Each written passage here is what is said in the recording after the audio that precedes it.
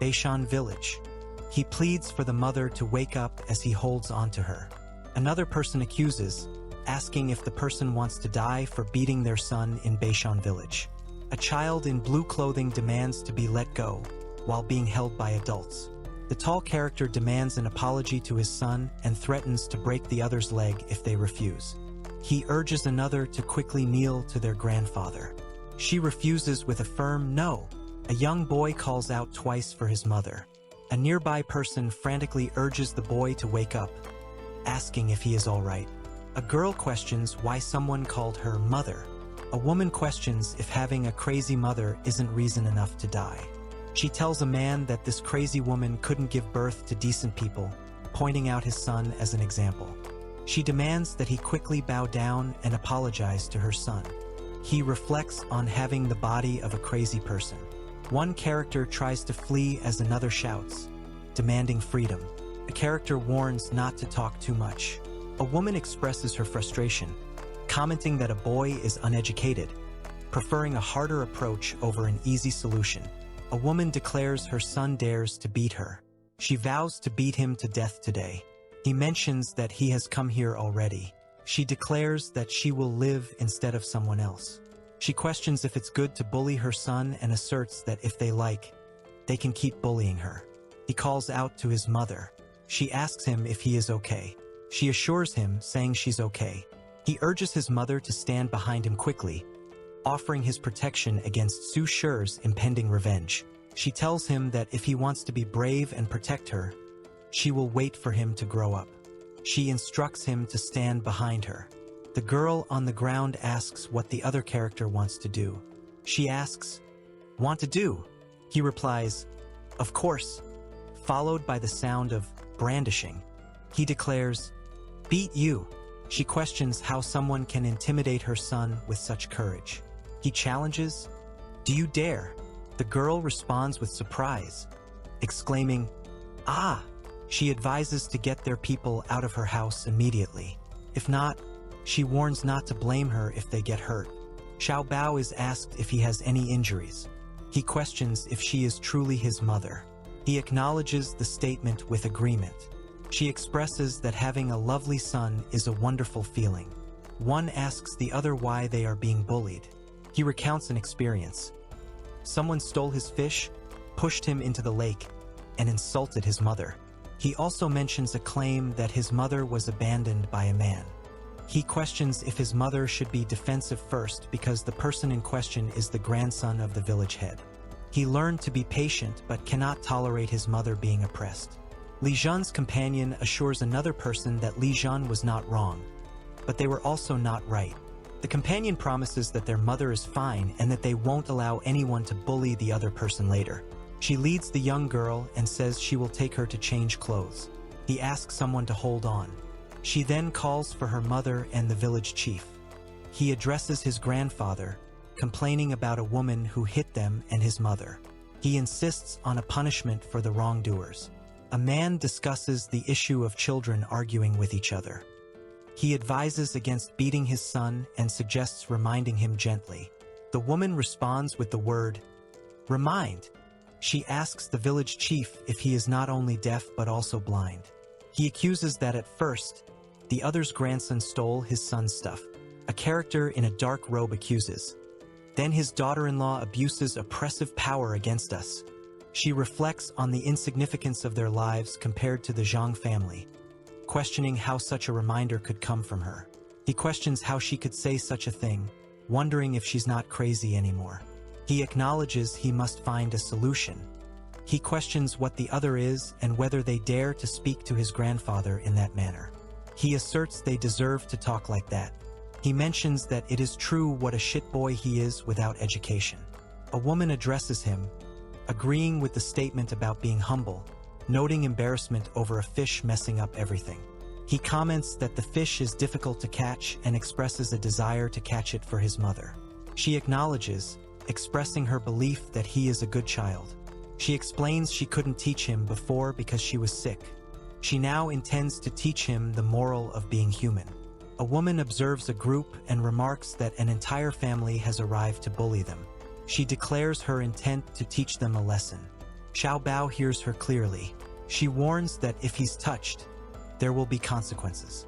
She instructs with determination, urging to use power to show they are not easy to bully. Two individuals criticize a woman. They express disbelief at her actions, claiming she disrespects the village chief. One explains that her behavior would embarrass the Zhang family. He questions, calling someone a bastard and daring them for beating his mother. He instructs others to hold a mad lady back.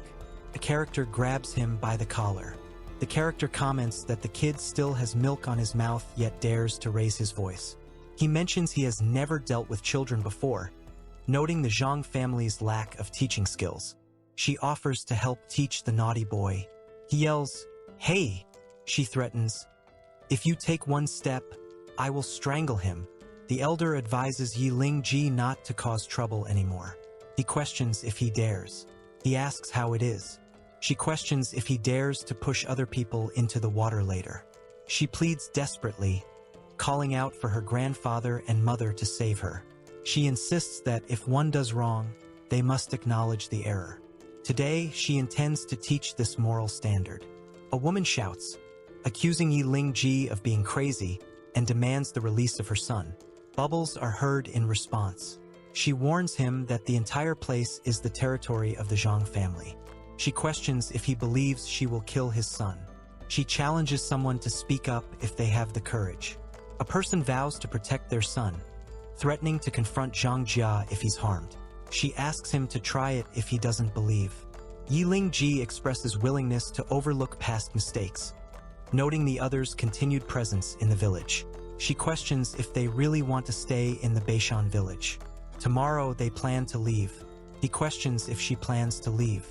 He insists that if she were to leave, he couldn't let her go. The older man demands silence and questions who allowed a loss of face. The woman addresses him as father-in-law. One character criticizes another's children for their behavior and lack of manners. Another character expresses relief that Xiao Bao is unharmed, questioning how they would apologize if things had gone wrong. The second character scolds the first for causing embarrassment. Ji Zun is told he must be punished for doing wrong, even though he was taught correctly. The elder asks if he understands his fault. He acknowledges his mistakes, stating he shouldn't bully Xiao Bao, and pleads for help. The girl reminds the boy of his promise, cautioning that if he repeats his actions, a simple solution won't be available next time. A man addresses a woman, saying, "Ye lady, wait." The girl asks the village chief what else he wants to say. A character reassures another, stating that despite their son's suffering, the influence of Zhang Jia will ensure no further trouble in Beishan village. He offers money, asking for it to be accepted as an excuse, suggesting this will end matters between them, seeking agreement. She reminds him of his words from today and warns that if it happens again, she won't forgive any of Zhang Jia's people. He mentions the money being held. She tosses the money to him. He responds with, "Okay. Okay." An elder questions why some people are standing around and urges them to hurry home. A group is encouraged to move along and stop watching. Later, Ye's family had to live there. They thought the village chief couldn't joke with him. He comments that if the woman is no longer crazy, then she should be allowed to live peacefully. The boy tells her she is so good. Io questions why the chief was at fault. In memory, someone reflects on Lu, who always cared for them. Lu Zhou assures not to worry. Someone states that in this situation, the village chief will not forgive the two of them. The second person will face difficulties living. Lu Zhou advises not to discuss Xiao Bao's wet clothes further. She instructs someone to quickly bring Xiao Bao to a hot bath and change into dry clothes. Xiao Bao expresses gratitude to Lu Zhou. A girl expresses affection, calling out, "Yes, yes, mother," as she is embraced warmly. Reviving in a woman's body with the same name, Yi Lingji, the second lady of the Deep family. Her parents died early. She relies on others to live. 6 years ago, a girl experienced humiliation and became pregnant. Her family, hoping to conceal the news, sent her along with her nanny, Li Zhan, to reside in a small village hidden behind a mountain. She reflects that she may still have the title of rich lady, but worries that everything will be ruined otherwise. He mentions being hurt. She reassures him, saying she will be gentle. Additionally, a label indicates she has no experience in childcare. A character thinks about the family birthmark. They mention the need to collect 36 kinds of rare medicinal herbs as oral medicine. They also note that when using the medicine, acupuncture meridians must be combined to create this birthmark. A birthmark with the same pattern will appear in the same position to prove bloodline after success, as an heir. She asks Xiao Bao if he knows the birthmark behind his back. Xiao Bao replies that he knows. He explains that the birthmark has been there since he was born. The nanny told him he was a blessed child because of it. The author mentions that the birthmark indicates wealth and a connection to trading, suggesting that someone possessing it is not ordinary. Another character reflects on a birthmark, confirming its significance as the heiress's symbol. She wonders if the birthmark could be from Xiao Bao's father. Noting there are no birthmarks on the woman's body, she complains about the unfairness of witnessing something. A young boy asks his mother if she feels unwell because her face is red. She tells the girl that it's nothing and just because the water is so hot. She advises Xiao Bao to remember carefully not to let anyone see the birthmark. She warns that bad guys will take action if they see it. Xiao Bao understands. Xiao Bao is very good. He expresses doubt about the character being a good person, regardless of their status. He also warns against revealing their identity, threatening violence. A woman alerts another, saying something is wrong. She reveals that something happened in the village. The child asks his mother where his father has gone. On a night, she explains that his father has turned into fireworks and flew into the sky. He questions if his father has already been burned. Nodding. Two characters warn Lu to be careful, mentioning the approaching turn of the Lu family. She asks what's wrong with Luzo. He explains that the village chief had called someone to his house. During the last trip up the mountain, a few people went but haven't returned, including Lu Yong. They discuss climbing a mountain or hunting. Another person replies they're heading to a cliff for a valuable herb. She wonders if it's called shui or shuang and questions if it could be. The author mentions Yi Shuang Chao. It strengthens bones and can improve Xiao Bao's weak physical condition, which is crucial for practicing martial arts. Collecting Yi Shuang Chao would allow him to practice more easily. There was a self-conscious spirit of being a mother. He states that it's impossible to go to that place. A girl mentions that nobody expected what happened to Lu Yong, and the village chief said he would compensate. Another girl insists she doesn't need them to pay. She needs Lu Yong to return. One character sits on the ground, expressing concern about the coldness of a place. Another character comments about Lu Yong falling from a high cliff. He tells Lu Zhou to stop crying and offers to go find him instead. She mentions needing to find Yi Shuang Chao and plans to go to the mountain for it. Another character offers help to find Lu Yong. A girl asks him if he will go to the mountains to volunteer to find Lu Yong for her, expressing disbelief. He says he will try to find him but can't guarantee it. She says she'll try, but finding him isn't guaranteed. Lu Zhou is told not to do that and to stand up first. The girl asks her mother if she will really go to the mountain instead of Lu Zhou to find him. A woman advises a young lady, expressing concern about the dangers of going to the mountains and cautioning against agreeing without thought. She mentions she doesn't agree arbitrarily. She insists she is agreeing very seriously. She wonders why the village chief has come. She asks if the two of them came there for something. He questions Yi Lingji about speaking impolitely and reminds him they are guests. She asks if she invites, will the two of them be her guests? She wonders if inviting them is the right choice. A person expresses concern, saying Xiao Bao is being threatened and might get hurt. They brought a little tonic and good food for fostering Xiao Bao. He is patted on the head. He softly says he doesn't care about the kindness. She finds it annoying and requests items to replace Xiao Bao, asking if there is anything else available. He mentions hearing that Miss Yi went to the mountain to search for Lu Yong. He asks if, having made that decision, assistance in finding more people could be provided. She reflects on a trip up the mountain with Lu Yong. She considers the possibility that the missing 5 people are together, regardless of their fate. She also ponders a rapid arrival and suspects a connection. He asks what he will get if he agrees. She addresses him as Mississippi. She was trapped. He states that it is none of his business, but as the village chief, he agrees to take responsibility. He offers 120 taels as wages if they can be found. He adds a condition. If she goes to the mountain to find them, he can pay her. He declares that Yi Shuang Chao must belong to Zhang Jia. She reflects on how, due to Yi Shuang Chao, she thought he truly wanted to save people. The girl questions, Yi Shuang Chao was found by my mother. Why do we have to give it to you? One character states that they discovered it first. The other one simply says, this? She says if they are good like that and look for it themselves, she won't intrude. However, if she can find it, she absolutely won't hand it over. She questions if even Xiao Bao understands the morality, wondering if the village head does not. An older character and another character are present. The older character is addressed with you. The other character tells the older one to shut up. A man acknowledges the lady's correctness, admitting previous wrongs. He states that if she learns something about him, she will provide 120 taels. She announces, successful transaction. She mentions to the young woman that the work with Lu Zhou hasn't been solved yet, then refers to the village chief. He mentions that due to the previous illness, there were things unsaid. The village chief often sent letters secretly to Cheongdo. She responds that the previous bullying was likely due to someone being bribed, and this time they received help leading. She asks about Cheongdo.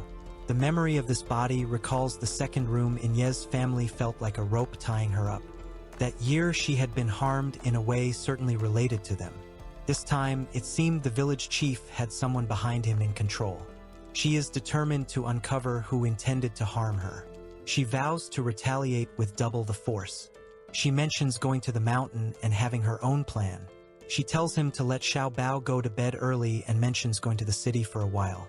He responds with affirmation. He asks his father if he is really afraid of her. He demands, shut up. What do you say? He mentions that she wants to go, so she can. They lose some money, but they can pass the responsibility of finding people for her, causing them no loss. He wonders about Yi Shuang Chao and questions if she really picked it. He instructs to kill her if she can pick it up. He wonders if her belongings will become theirs once she dies. The author suggests the village chief dares to exchange his life for another. Li Jun and Xiao Bao remain under his control. He resolves not to tolerate this any longer. Li Jun and Xiao Bao are instructed to sneak into the city to rent an inn for a while. The speaker mentions the village chief will have no one else and expresses interest in observing the conclusion of a play. She comments on the little tale. Another wonders why the little one is still clinging, despite being told to stay obediently in the inn. He expresses that he doesn't want to lose the other person. She reflects that Xiao Bao also cares about a crazy mother like her. A child asks her mother about their reason for visiting the pharmacy. The mother responds affirmatively, implying a purpose. He is pouring tea. He says it's to discuss business. He questions if Master Chen lacks faith in his ability. The other character hesitates with an I. He affirms his belief in the other person, acknowledging the invaluable nature of a specific creation. He notes the extreme value of the necessary medicinal materials involved. He wonders about Miss Ye's ability to ensure the success of creating Shi Chui Dan. She asks about the success rate. Her mother discusses a business opportunity, confident of its success. She emphasizes to him that seizing the opportunity is crucial in business. Hesitation means missing out on a rare chance. A girl mentions there are many other pharmacies in the city willing to work with her mother. The girl with long hair expresses delight, mentioning that a kid said something sounds good. The man standing nearby responds, telling Xiao Bao that it's enough. She assures the other person about the certainty of the percentage, suggesting they might feel scared or skeptical. To alleviate concerns, she presents a deed, emphasizing the need for caution as an entrepreneur. A person guarantees to give 3 Shi Chui Dan in exchange for preparing everything needed. She mentions if she cannot create Shi Chui Dan, she will pay twice what he has paid. He agrees cheerfully, acknowledging that if the lady said so, they should do as instructed.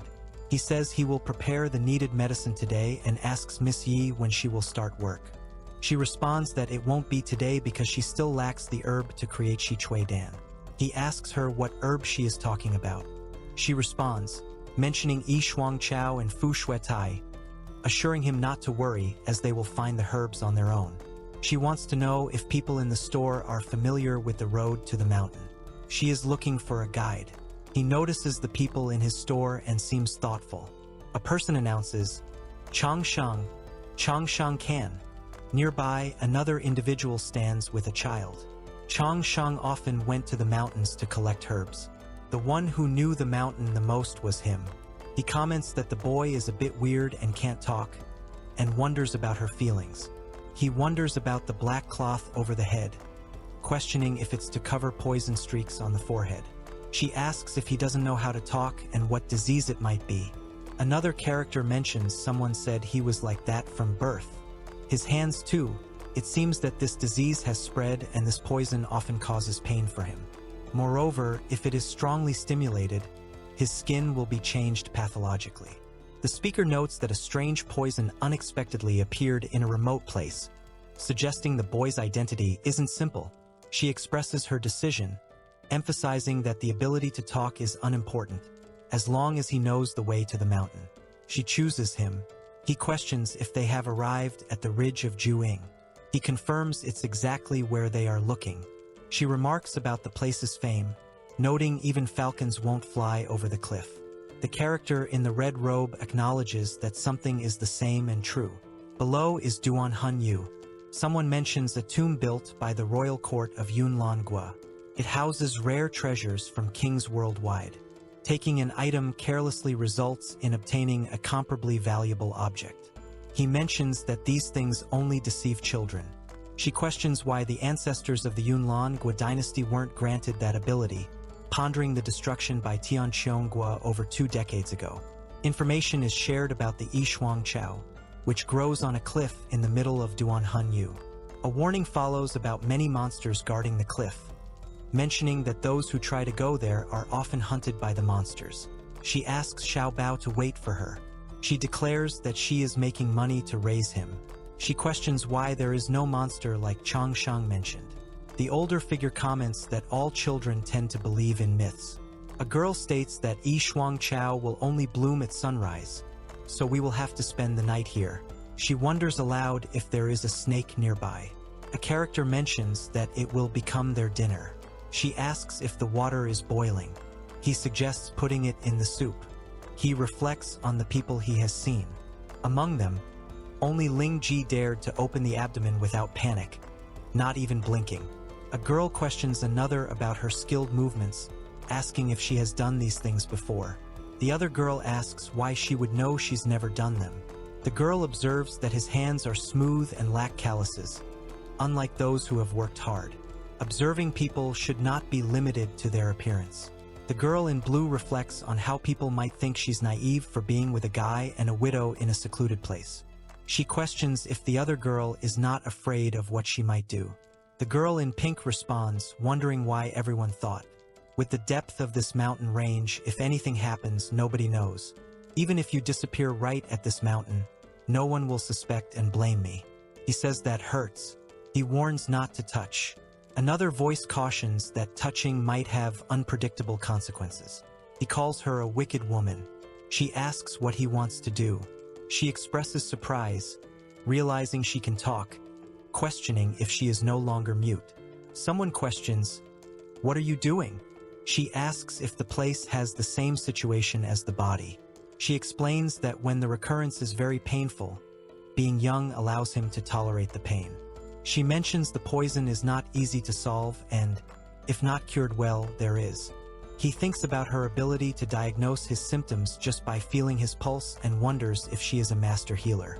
He expresses regret, apologizing for scolding. She reassures him, saying it's okay with a sigh. She comments that she still does not know how to detoxify the poison. She mentions that she was just determined to acupuncture his vocal cords to try its healing effect. He thinks she has the highest medicine skill he's ever met, but questions her ability to detoxicate. He reflects that just because she doesn't think now doesn't mean it will be the same later, and he is determined not to give up. He explains that this is the mark he was born with. The infant reflects on a saying from his place about a curse of death. He mentions that when the poisonous streaks spread throughout his body, he will die. She pleads with Master Yi for help with detoxification, expressing her determination to try, even if there's only a little hope. She expresses her fear, declaring she does not want to die. The girl reminds him about the detoxification plan when they return to Lin Shuacheng. She tells him to take a rest until the sun rises, emphasizing the need to pick Yishuang Chao. He is determined to help her get Yishuang Chao, as it was promised to him. He tells the girl not to move. She instructs him to find a safe place and hide. The character says there are people under the rock. She says the rock can't stand it anymore. A character exclaims how fortunate they are as they narrowly avoid something. He realizes the rock can't withstand any more impact. He knows if it breaks, everyone will fall. He decides he can't let him slash it down. She says if he is crazy and if he wants to die, he will die alone and it has nothing to do with her. He wants to be reborn again, feeling his death is too sudden. He calls out, urging her to wake up. She wonders if she is not dead. A girl asks Lu brother about their location, expressing confusion. He informs her that they are at the bottom of the cliff and offers her water, encouraging her to drink. A girl mentions that it is he Lien dude who saved them. He reminds her that he is also a benefactor who saved her life. Without him, she would have been eaten by that big snake, and insists she should thank him. She spits out her drink in surprise, questioning who asked her to thank that. She inquires about his whereabouts. He points and explains, indicating the person beneath a tree, mentioning that Lien was hurt while protecting her. She decides, okay, let me go thank him. One character asks another what's wrong with them and if they will calm down. A character expresses frustration about being hurt for saving someone. Another character questions if someone is deliberately disturbing and comments about finishing something and returning, but not being well. He expresses concern about their limited food supply, noting it won't last for the coming days. The elder explains that due to the harsh weather, few people venture into the mountains, making it futile for anyone who has ended up there. She advises to talk carefully. He questions being called in vain, suggesting if she's so useful, why not fly up there? Someone questions, what kind of person is that? A character in a blue outfit expresses disappointment, questioning someone's gratitude for saving them. Another character with long hair questions, mentioning they thanked the monkey. He points out that a woman seems to be trying to attract Master's attention. He tells him to shut up. She observes the man, noting the smell of death yet finds no problem looking at him. She acknowledges that despite being harmed, falling from the cliff revealed his lack of good character. He asks for forgiveness for his followers' harsh words. He also expresses regret about a previous incident on the cliff. She wonders if he has apologized and notes she hasn't had time to take action yet. She questions if the opponent already knows his mistake. He reminds her to assess the situation before swinging. Fortunately, this time is different. A girl takes responsibility and offers full compensation, wondering if 120 yuan is sufficient. He hands her a document. She explains she was misunderstood and didn't mean anything about money. He inquires about the check. She holds a paper with excitement, saying that the money spent on their way has been settled. He responds with agreement. Okay. He says, Miss, wait for a minute. This is your knife. He agrees to take it. She mentions that he seems generous and that she has a very good view of him. He wants to think of a way to get out. She explains they searched everywhere and found no escape under the cliff. She mentions falling down a cliff and finding someone waiting. She suggests using powerful martial arts to shoot an arrow as a signal for rescue. A character accuses another of being cowardly and criticizes them for attempting to speak to their master. They mention their master is injured after saving the other, implying the master will not intervene again. The character with long hair tells Jean he to get away for a while. She mentions being a doctor and offers to take care of an injury. He mentions that he has already handled it and there is no serious issue. The girl reassures him, saying she won't care about anything or be curious about things she shouldn't know. He mentions that something bothers her. She responds, saying he is welcome. His heart suddenly tickled. He thought that if he was a little curious, the other wouldn't notice either. She orders him to quickly take off the trousers he's wearing. Two characters converse. The first character apologizes, admitting they were wrong. The second character, upset, questions if the first character is toying with him or taking advantage. The first character explains calmly, promising to charm only the person she intends. She tells him to stay away. She questions if he is still not satisfied. He points out that the wound on her hand is not bandaged. She insists it is unrelated to him. He offers the medicine, explaining, "This is Jin Chuang Yao. Applying it to the wound will not leave scars." He adds, "I also do not want to owe you." She tells him she doesn't owe him anything anymore and asks if she can leave. He calls out to Jin, urging him to apologize to her. Jin acknowledges his wrongdoing to Dr. Yi, admitting he should not have acted without understanding the situation. Jin asks for forgiveness, citing human fallibility and requesting a chance to atone. She mentions that the other wants to atone and expresses that money is the most appropriate form of apology. The other character responds, stating he doesn't have gold but asks if he can use something else to atone. She notices a pattern and mentions it is the same as on Xiao Bao's back. She asks about the box's origin and the meaning of its decorations. He explains they are searching for treasures in the Yunlangua underground palace and describes the beauty of the decorations he obtained after breaking the first secret room pattern. He asks if the pattern holds any special meanings. Another voice replies that it symbolizes the Yunlangua court. Yunlangua rests atop Mount Yulong, the peak of Lianla mountain range. The citadel reaches the clouds, named Yun Ting Tianan. A comment mentions that when the emperor of Yunlangua was stationed there, the falcon symbol landed on Qinzhengdian, where the emperor worked. The emperor saw it as a good omen and made it the falcon symbol of the court of Yunlangua. The long-haired he in the red outfit feels the pattern on the box is special and asks out of curiosity. The silver-haired he is asked if he has any reaction to the symbol. Xiao Bao's father is questioned about his lineage from Yunlangua's court. The character remembers a past incident with the bandits and ponders if the prince of a lost country could be their leader. He reflects negatively on Xiao Bao's. Someone alerts others about a person descending from the top of the cliff. A character with long hair looks upward and states with certainty, "Changsheng, definitely Changsheng." He tells the group they can go back. Another responds about getting everyone up first and following them. He looks at her hand, surprised. She asks what is happening and points out there is no need to rush. She notes how shallow his hand is. One character mentions that they swore to thank the person who saved them and asks if the other character has figured out what they want. Another character says they don't need thanks and insists the thanks should go to Lady Yi. The third character questions giving. He remarks about making any request. The other confirms and encourages her to state it. She plans to open a store on a main road in the future, preferably on Joukei Street. It should be spacious with at least 2 floors. The third assures, the accommodation at Cheongdo has been resolved. She invites him to come over, offering to help with acupuncture. She considers it a parting gift. Yi's sister suggests they can escape from danger thanks to her sister's strategies. The group complains about the Zhuangs, saying the family treats their lives like trash despite their efforts and the risks in Zhu Ying's area. Ms. Lu knows about the situation and thoughtlessly considered suicide. One character expresses gratitude to another for helping Lu Yong return, calling them a family benefactor.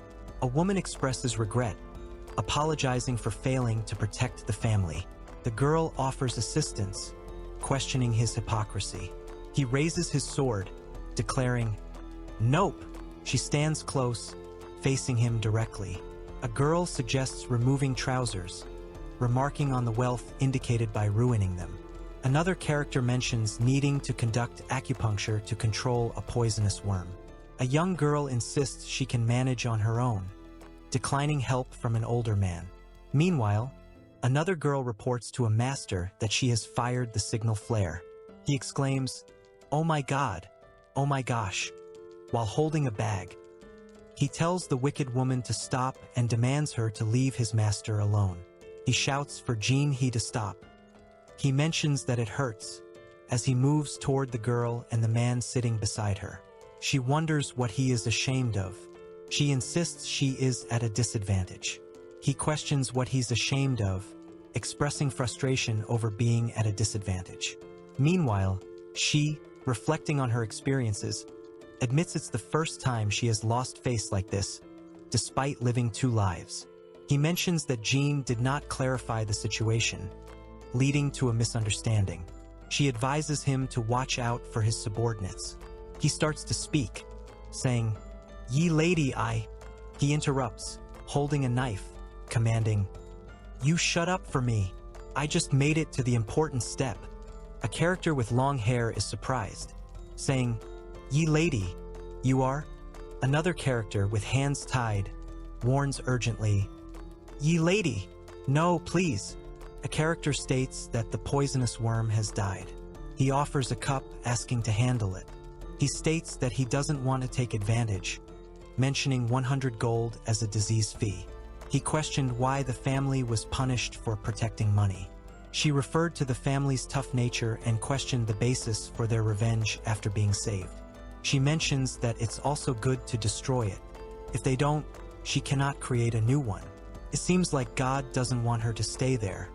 He encourages his sister to be brave and assures her they'll seek the Zhang family for fairness. Another character agrees, urging not to fear, promising protection from the village chief's family's bullying. She tells him there's no need to go, pointing out they're already there. A girl tells Lu brother that the matter is private between her and the village chief. She assures him she can handle it herself.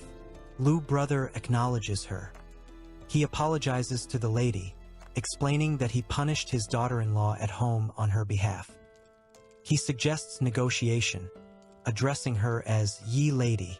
She questions, "Negotiate." Before leaving, he promised not to let the Zhang family harm the house.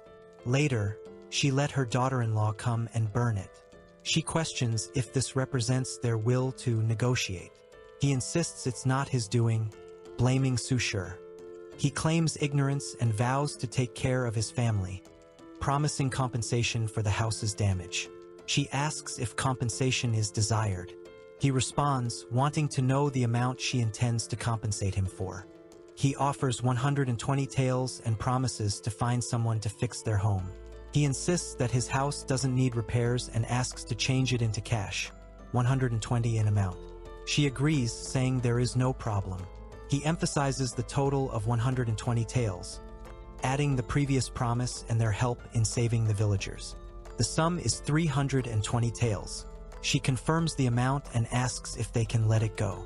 He tells her to survive until she can take his money. She responds with, "Good." She mentions that a new debt has been settled, but an old debt remains. The older man, wielding a sword, questions if Yi Shangyuan sent her to supervise him, suggesting he might earn a lot that year. He questions her about supervising something, expressing confusion and a lack of understanding. The character asks, "At this point, who are you acting for?" He questions her about sending a letter the day he left Beishan village. She asks if he followed her. An older man speaks sternly. He warns about Ye's house, saying they won't allow continued existence in this world. He cautions that satisfaction won't last, as they will eventually act. She questions how long she can live as long as he doesn't care. She tells him to take care of himself first. He responds with, The older man warns, explaining that the poison will dissolve after being swallowed, and if the antidote isn't taken in time, the person will die in 4 days. He states that he gave time for 3 days, excluding 320 taels, demanding that all the money his sister gave is returned. Without returning either, he threatens to kill all of the Zhangjia people. He accuses the woman of thinking too highly of herself. He warns her to stop having delusions, threatening to beat her to death since he claims to have been patient with her for a long time. She asserts that her grandfather died a long time ago. She warns that if someone wants to be her grandfather, she won't hesitate to send them away. In 3 days, she will take the money and the letters exchanged, and all must be given to her. She questions someone, asking why 3 days are given to prepare the money and why the poison takes an additional day to take effect. A character with long hair expresses their kind-hearted nature but insists on receiving money by the appointment date. Another character is told they can live one more day, just enough for someone named Zhang Jia to pick up the body. He expresses his desire to go home early to see Xiao Bao, feeling satisfied with his spoils. The older man instructs to send another letter to Chengdu, suggesting to let them kill Yi Lingji. The younger man questions what they should do next. The girl mentions hearing about her mother's encounter with a big snake and asks if she got hurt. She suggests letting Xiao Bao help blow up the wound. The woman reassures her, stating that no matter how big a snake is, it can't beat her. He expresses surprise at the tiger cub, asking if she caught him. She confirms with enthusiasm. She explains that the cub was given to her by someone she treated, and if given, it's considered that she caught it. She expresses admiration for her mom's strength. Her mom informs her that if she wants to raise him, she must take responsibility for the tiger cub. The girl asks why her mom is still there so late. Master Chen thanks someone for helping with Xiao Bao. Xiao Bao is described as very obedient. He mentions it's a small matter and that Changshan claims the journey is convenient. She tells Master Chen not to worry and that if nothing unexpected happens, she could make medicine in 3 days. He expresses satisfaction, saying it's been 3 days later. It's good, very good, and just on time. She questions what is on time. A man mentions a great character arriving from Chengdu and a dinner party happening in 3 days. He plans to gift a pill to him. A girl responds with, him. A character with a mustache points up. He asks if they know He Lian Mingyi and refers to him as Mr. He Lian. He states He Lian Mingyi was ordained as Di-Shi by the emperor, emphasizing. She mentions He Lian Mingyi. He asks if she knows him. She replies that he can say the same. She recalls saving a person in the mountains with the same bizarre name. He thinks to himself about developing a relationship with the Golden Thigh, implying a secure future. She reflects on the situation, considering that if he works as Di-Shi, he will not run out of money. She thinks if she had known sooner, she would have demanded compensation for mental losses. She asks Master Chen if Chun Sheng signed a body sale. Master Chen explains that the child came from outside the mountain, had no place to live, and they needed him to help earn a living. He admits he avoided signing the sales contract. She, in a pink robe, expresses confidence to Master Chen about receiving good in return for assisting King Lingji. He, referred to as Dr. Yi, is encouraged to stop talking and hurry up, told that discussing buying and selling is already. A man speaks to a woman, questioning if Changsheng wants to leave. The woman responds, wanting to confirm everything first and ensure no resistance if he decides to depart. She mentions that Master Chen expressed secret moods, questioning if it was really just to ask about Changsheng. He wanted to ask about a method to cure physiological weakness. She responds with surprise. The second day at Chen Palace. He notes that the 52 check was changed to silvers and advises careful keeping. She responds with thanks. She expresses contentment about taking Xiao Bao for a walk. She mentions tailoring clothes for Xiao Bao and buying toys the kids liked. She mentions finally being able to take Xiao Bao for a walk. She had to tailor clothes for Xiao Bao and buy toys that the kids liked. Another character insists they didn't bump into her. She bumped into them first and even stepped on their candy.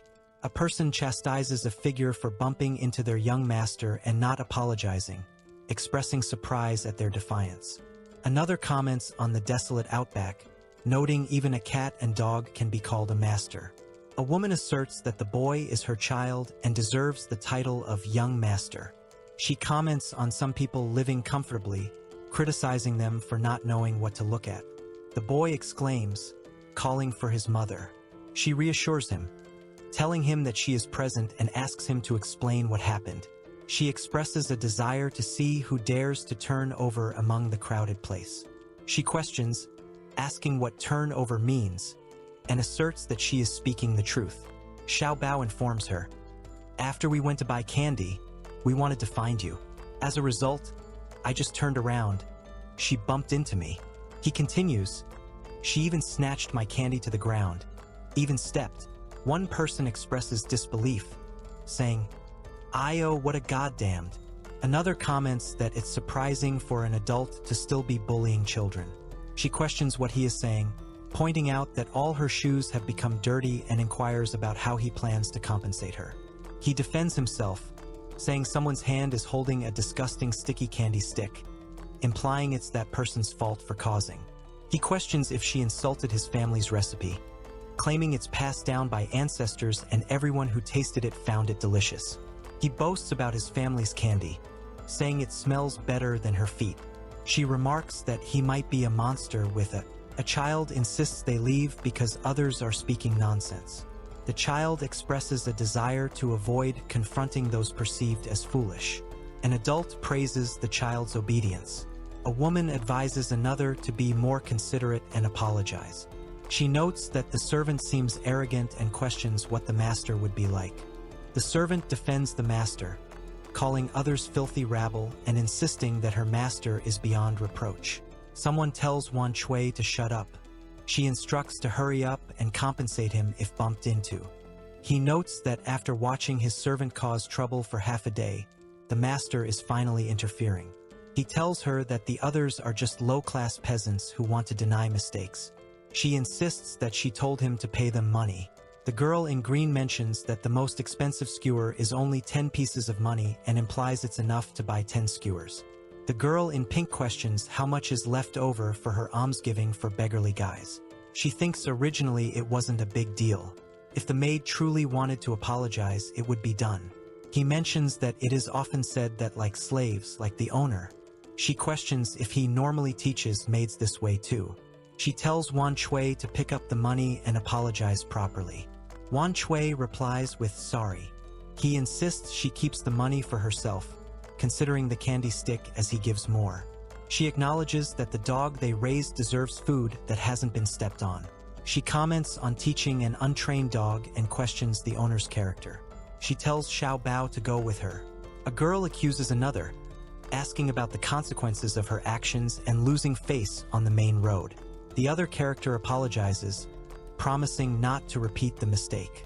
He asks his sister what's wrong. He brings good news, announcing that Mr. He Lian has arrived today. He asks his mother for some money. She responds by asking what he wants to buy. The girl requests her mother to close her eyes. The mother agrees to close them. One character advises the other not to turn around because they have been watched by others. She questions if the three of them were arguing earlier and wonders if they still want to fight. He mentions feeling followed on the road. She thinks the letter from the village chief has likely reached Cheongdo. The other girl asks if he means her. He is uncertain but acknowledges their arrival. She suggests catching them to find out more. He mentions, but Xiao Bao. He questions his mother about peeping. She tells him to close his eyes. He admits his mistake and says okay. She tells him to open them. He asks if it's sweet. The child confirms, saying it is sweet. She observes, thinking, this is probably what this body owner likes to eat. Xiao Bao assures that he knows the other likes to eat. He promises to make money and buy the food. The other responds, looking forward to it. He offers to cook for her, asking what she would like to eat. She joyfully insists on ravioli soup, saying the whole family must reunite to eat it. He agrees, suggesting they go home to eat.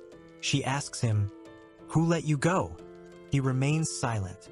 She instructs to swallow poison for self-harm.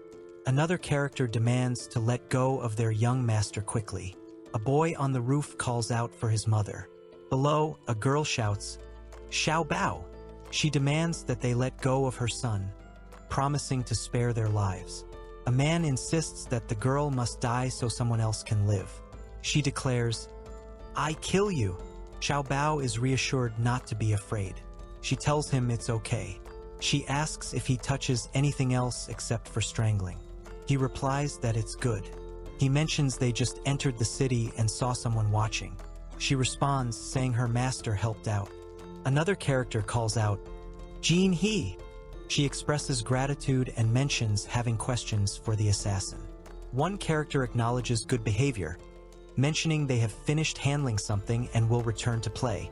Another character tells Auntie Lee to go back home first. She demands to know who sent him, forcefully gripping his clothes. He admits his failure and says his ability is lacking compared to hers. Whatever she wants is up to her. She decides to change her question. She asks him how much Yi Shangyuan is paying to have her killed. The girl assures him that his quick reaction is sufficient. She tells him not to worry, stating that Yi Shangyuan will reunite with him in hell soon. She accuses him of not deserving a full body in death because he resorts to tricks. He expresses gratitude for today's incident. She responds that it's a small matter, mentioning the two corpses shouldn't stay there, and she'll let Jean handle it later. He expresses a desire for assistance with something. She asks what he wants help with, mentioning she is also busy. She wants to bring the bodies of two people into the village chief's house.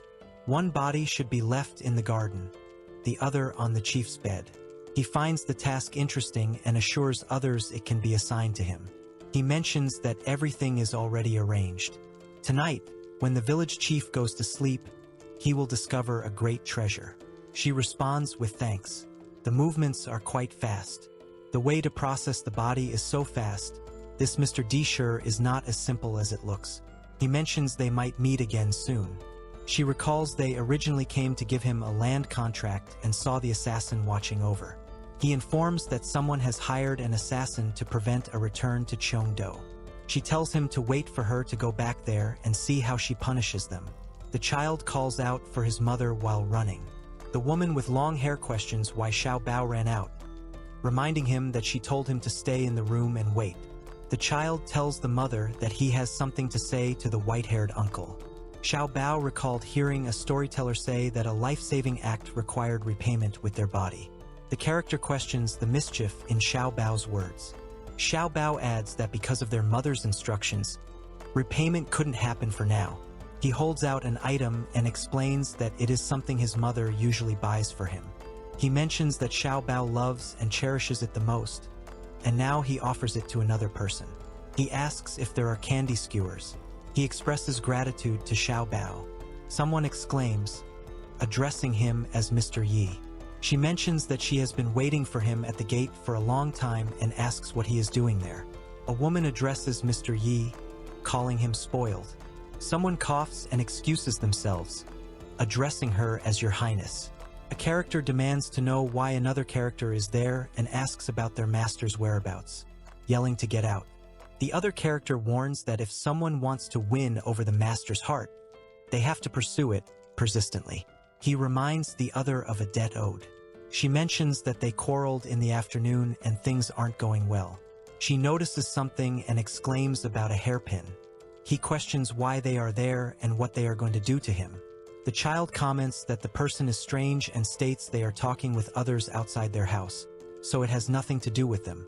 The girl questions if someone is acting on purpose. The girl accuses the person with the candy skewer of bumping into her and blames them for the mishap. She insists that the person with the candy is not good. She asserts that the stick belongs to her. He argues, claiming ownership of the stick. He talks about an ant bumping into him on the street, dropping his candy, and the maid trampling it. The woman in purple says to the child, "Oh well, don't you also like my candy?" The man with long hair responds to her, "Really?" She insists it's a misunderstanding. The boy questions why Xiao Bao is blamed, even with his candy skewer trampled. The girl accuses him of causing the problem, yet still demands he acknowledge various details. He questions if they knew Dr. Yi was his lifesaver, referring to them as filthy rabble guys. She says her mother saved his life, so he should treat her mother well. A woman tells a boy not to think miscellaneous thoughts. The boy looks confused and makes a questioning sound. He apologizes to the benefactor, admitting he wasn't right before and expressing his regret. He expresses that he does not dare to accept and states the morning has ended. He adds that he is also too lazy to continue the conversation. She responds in shock, simply uttering, "You." Xiao Bao suggests heading home to eat. He asks his mother to wait. A child informs Mr. Yi that the master has prepared a party for him and urges him to return with them. The boy reminds the uncle of his promise to eat dumplings together, mentioning that his mother made them. The uncle responds, agreeing and joking about freeloading a dinner. He accuses them of lying and creating stories.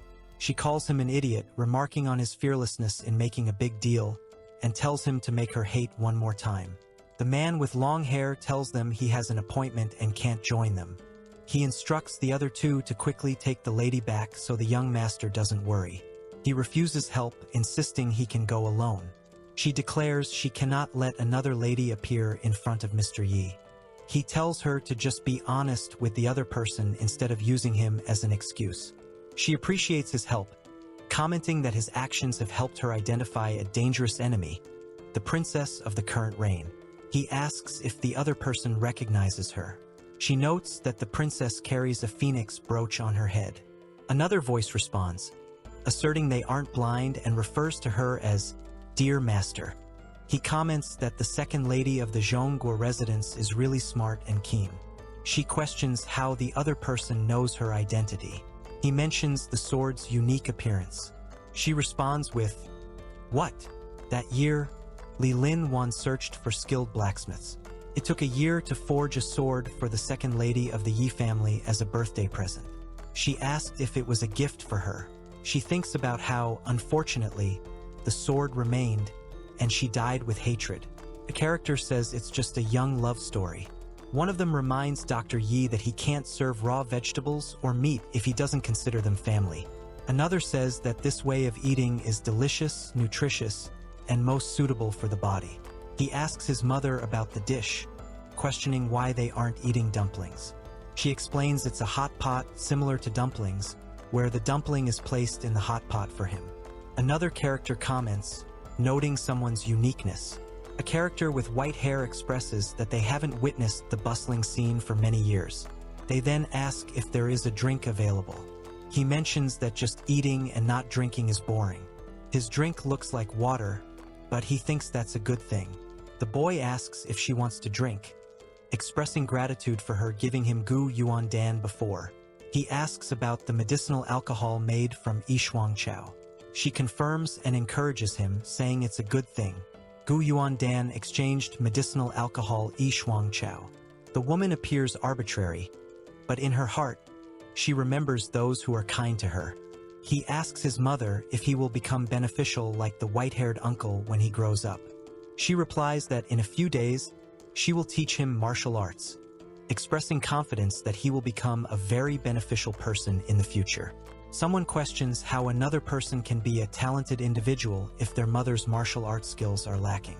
He mentions that to be as good as his master, one needs a father as good as his own master. He Lien hears someone exclaim in shock, apologizing for saying something wrong.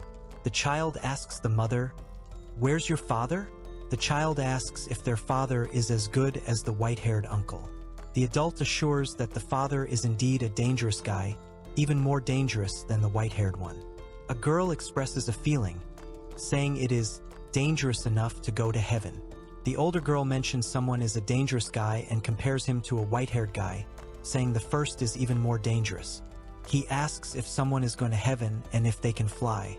Another explains that at the beginning of the year, Xiao Qiao saw fireworks.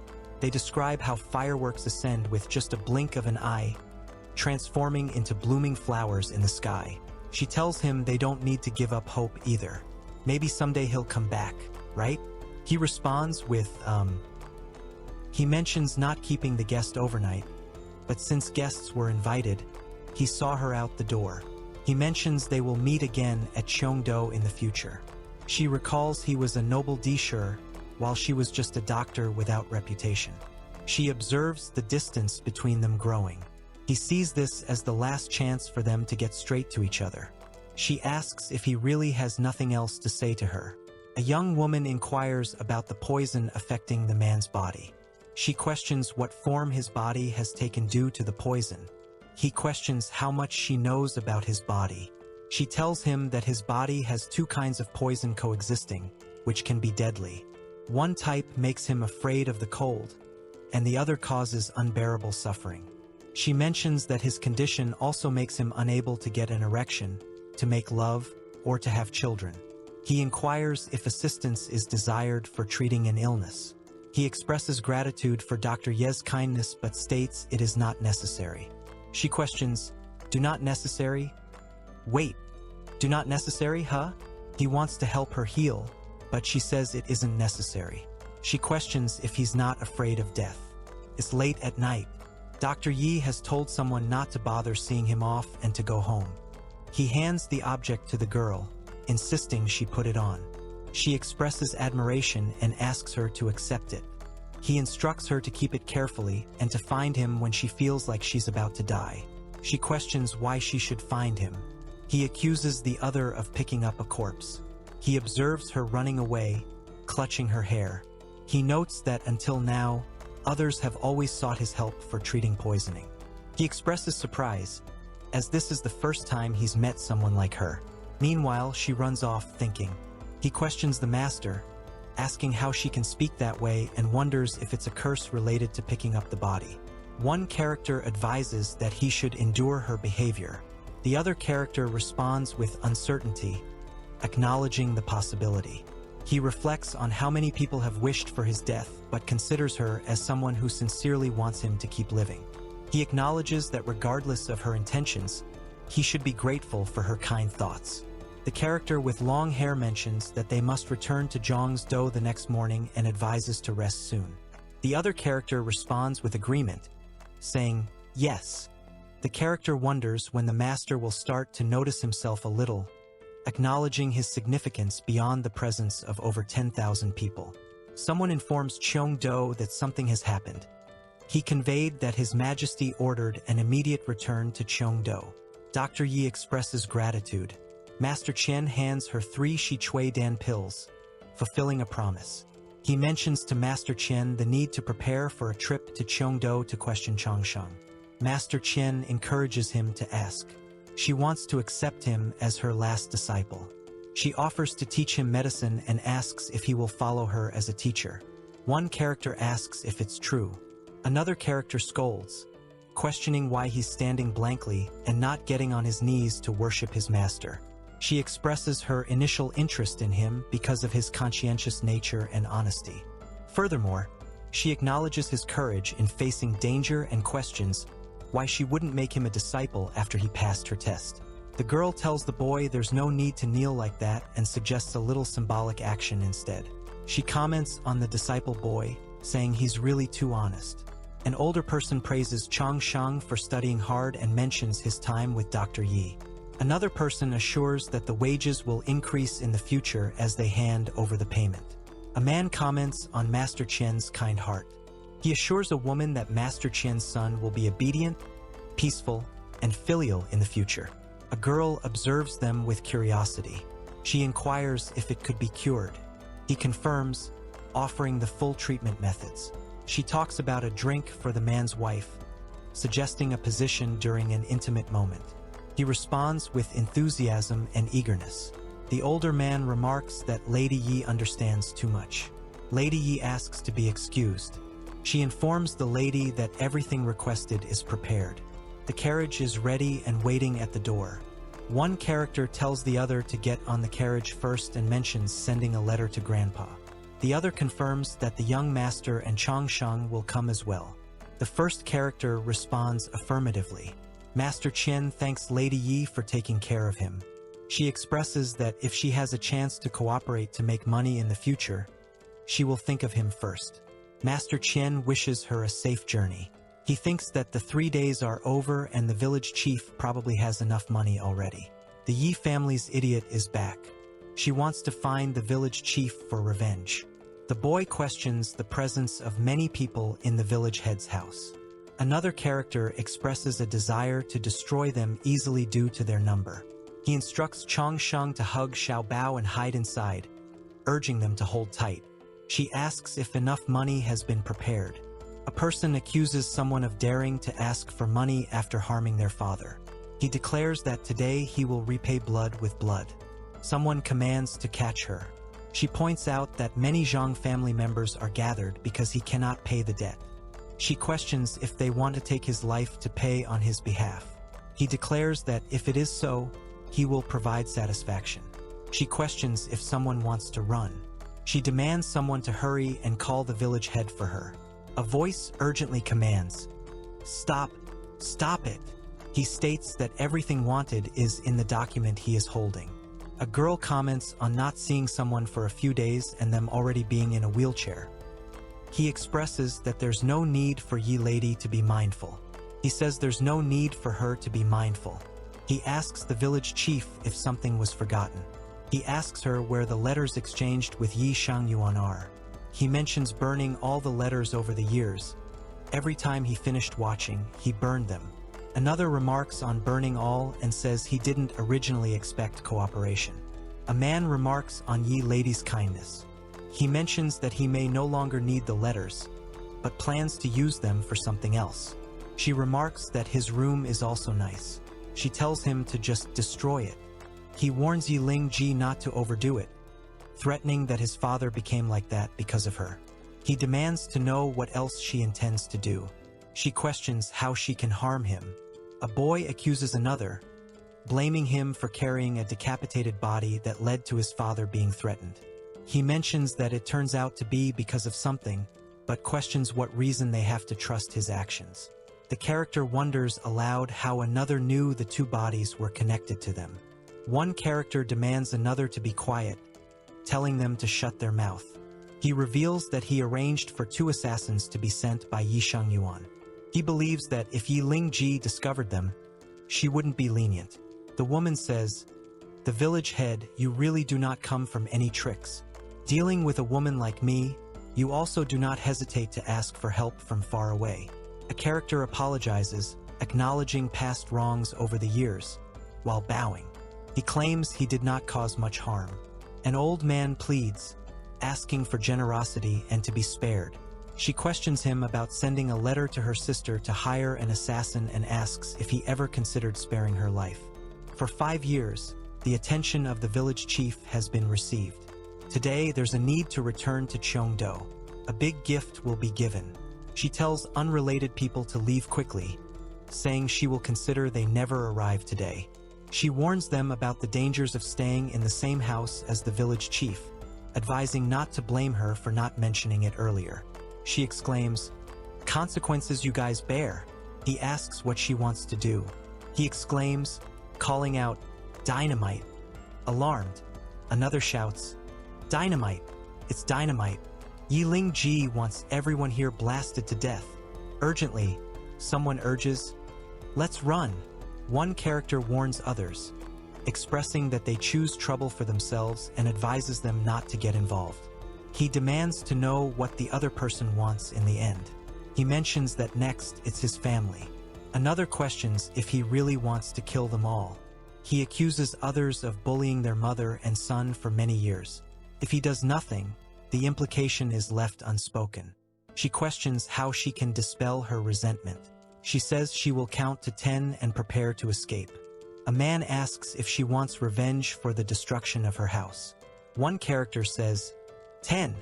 Another urges, "We hurry to give her all of the letters. Probably won't get burned." "Dad, where are those letters?" He expresses concern about their financial situation, asking how they will live if their house is burned down by Yi Ling-ji. Another person counts, saying 8. A girl pleads with an older man, asking him to quickly beg Yi Ling-ji for their family's forgiveness. The older man, now on the floor, refers to the request as useless and claims that her goal is revenge on all of them. A girl rides away on a horse-drawn carriage and someone shouts for her to quickly run and save herself, stating that all debts between them are settled. She mentions that she finally spares his life and wonders what Yi Shangyuan will think. He thinks it's all wrong and believes it shouldn't be like this. The boy regrets pushing Xiao Bao into the ice cave, believing it could have prevented something bad. The old man tells him that it's wrong and everything is wrong. He urges everyone to sit tight and suggests they return to Cheongdo. Bao eagerly asks Lindsay to come with him. Lindsay agrees, saying she's going with him. Lindsay remarks on Cheongdo, noting it was really noisy. The child asks their mother why the carriage stopped. The mother replies that it's nothing. Bao asks his mom to dress up so he can show off. Lindsay wonders why the person feels so familiar. A woman asks if the other is okay. A woman joyfully asks if Sister Ling-ji is truly alive. Lindsay asks if the person is Jie-ran. She learns that Jie-ran is the eldest daughter of the Zhongyong Ho mansion and the sister of Ji Lin-wan's fiancé. Lindsay questions someone about their absence and mentions how her brother has missed them. She warns that continued talking will hinder her ability to assist with detoxing. Lindsay asks, "Detoxify?" She wonders if her face was poisoned. Bao assures someone about his mother's medical skills, mentioning she can help detox. Lindsay confirms with a simple agreement. Bao asks if Ling-ji is already married. She mentions having a son but not being married yet. The child asks her to stop talking about it and wants to know when she started feeling bad. She recalls how it started 3 months ago after returning from Sister Shang Yuan's party. She mentions finding spots on her back, which were painless and not itchy. A doctor examined them, and she applied an ointment given by Sister Shang Yuan. Lindsay asks if Yi Shang Yuan brought it out this time and if she can see it. Yi Shang Yuan confirms and says they did. Lindsay remarks, "It's exactly as I expected." Lindsay holds a container and says, "In this there is Chan Shang Zi. This is the second time which you get poisoned." Lindsay expresses disbelief, asking about being poisoned by Sister Shang Yuan. Lindsay suggests waiting while she gets the medicine. A girl questions why Jie-ran is suddenly running out of a party. A woman reassures someone, acknowledging their discomfort about comments on their appearance while assuring them those comments are meaningless. A character accuses another of being deceitful, noting it's been years since they last met. Lindsay calls out, "Sister Xinyuan." A character urgently calls out, Yi Ling-ji." Someone wonders, "Yi Ling-ji, why is she here?" A woman on horseback asks if Ling-ji is still not dead. Ling-ji responds by saying that 5 years ago, she saw with her own eyes that the other was dead. A bandaged figure questions why they are considered dead, implying the listener should know the truth. Lindsay questions someone about whether village chief Zhang has reported to them, suggesting there's no need to hear it directly from her. A female character questions someone about what they're talking about, expressing confusion over who the village head Zhang is and what was reported, saying she doesn't understand anything. The girl asks if Lindsay is not awake. Lindsay reflects on her past, noting her heightened alertness compared to others. Lindsay demands action immediately, slapping someone in response. The woman on the floor asks, What are you doing?" Lindsay tells Bao that the slap is a reminder, and she feels nauseous when he's around. Hellion grips Lindsay's hair. Lindsay warns him about settling his debt. She mentions she'll repay everything owed bit by bit, assuring him not to rush. She vows to make him pay back sooner or later. Lindsay warns about paying back 100 times more and tells them to wait and see. Lindsay advises someone to go home and apply the medicine to their face, assuring them that the rash will soon disappear. Someone holds a sign and urges others, "It's happening, not good. Hurry up. Follow me." Lindsay is surprised, questioning Hellion about his health, wondering why he isn't resting. Hellion speaks. He mentions a heart disease recurring and says all royal doctors are helpless. He hopes Dr. Yi can treat her. Lindsay accuses someone of abusing their authority. She questions why they are acting that way. The character with the card states it's a private membership card for one user only. Lindsay declares she wants nothing to do with the royal family. Hellion holds Bao and gently releases him. Lindsay tells Bao to go because they're back. Lindsay exclaims, 3,200 taels of gold, as she urgently halts her movement and holds back Bao, who looks surprised. Hellion tells Bao to remember his responsibility as a doctor to save people and to quickly take the medicine box. Lindsay instructs them to follow her. Bao responds, saying he got it. Bao reassures Hellion, explaining that his mother wasn't intentionally angry. She was just worried when she saw the card. Bao promises to clarify things later. The attendant greets, "Greetings, Lord Di Shi. Your Highness has been waiting for you a while." Lin introduces Yi Ling-ji as the master healer to Hell. He greets Hell. Bao introduces himself as Xiao Bao and says he is a follower of his mother. Hellion comments, "What a lovely child." A female character invites Dr. Yi to sit, mentioning feeling tired because of an old illness and asking for treatment. Bao assures that his mother can definitely cure her. Helion acknowledges and believes him. Lindsay mentions that His Majesty always wanted to cure her. He invited many master healers, but none of the remedies worked. Lindsay advises to keep the mind at ease to avoid worsening an illness. Lindsay explains the treatment plan, mentioning acupuncture and specific herbs. Bao acknowledges with, "Yes, ma'am." Helion offers to take Xiao Bao out for a walk. Bao excitedly exclaims, "Yes, yes, yes." A person sitting up suddenly exclaims, "Hey, what is that?" Lindsay looks over with concern. A character exclaims, "Mango." Bao kneels and apologizes, explaining that their service wasn't good enough. Chan responds calmly, saying she'll address the situation promptly. Bao asks Dr. Yi to get started. Dr. Yi responds with, "Okay." A voice acknowledges the saving of Lord D. Sher's life. Bao is lying down. Lindsay asks Bao if they all know the state of his health very well. Lindsay says she helped detox by accident. She mentions not understanding the health condition. The person compliments Lindsay, saying she is an intelligent person. Lindsay asks, "What do you mean by that?" She thinks about wanting no relationship with the royal family and needs to hurry and heal someone. Lindsay informs Helion about starting acupuncture and mentions there might be a little pain. Helion agrees, saying, "Okay." Lindsay is surprised and thinks to herself, "This is." Chan reacts with surprise, noting the royal pattern. She remarks on the unexpected revelation that someone is a member of the royal family of Yun Gangua. Lindsay asks, "Dr. Yi, what is the matter?" The doctor replies, No, I'm just looking for the 8 positions of the meridians." Lindsay wonders about the rumors of Yun Gangua's destruction and questions why one noble character from the royal family is still alive. She mentions Xiao Bao's father being from Yun Gangua and questions their relationship. Lindsay expresses concern about Bao's identity being discovered and plans to hide a pattern on his body. A voice calls out to her, saying, "Mother!"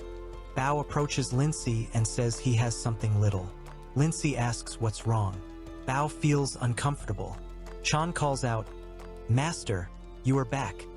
Upon spotting Helion returning, Chan asks about Bao's condition, concerned about what's wrong with him. Lindsay calls for hot water and specific herbs: cicada corpse, jingjia, mint, and jinyinua. She urges urgency. A reply comes promptly with acknowledgement of her request.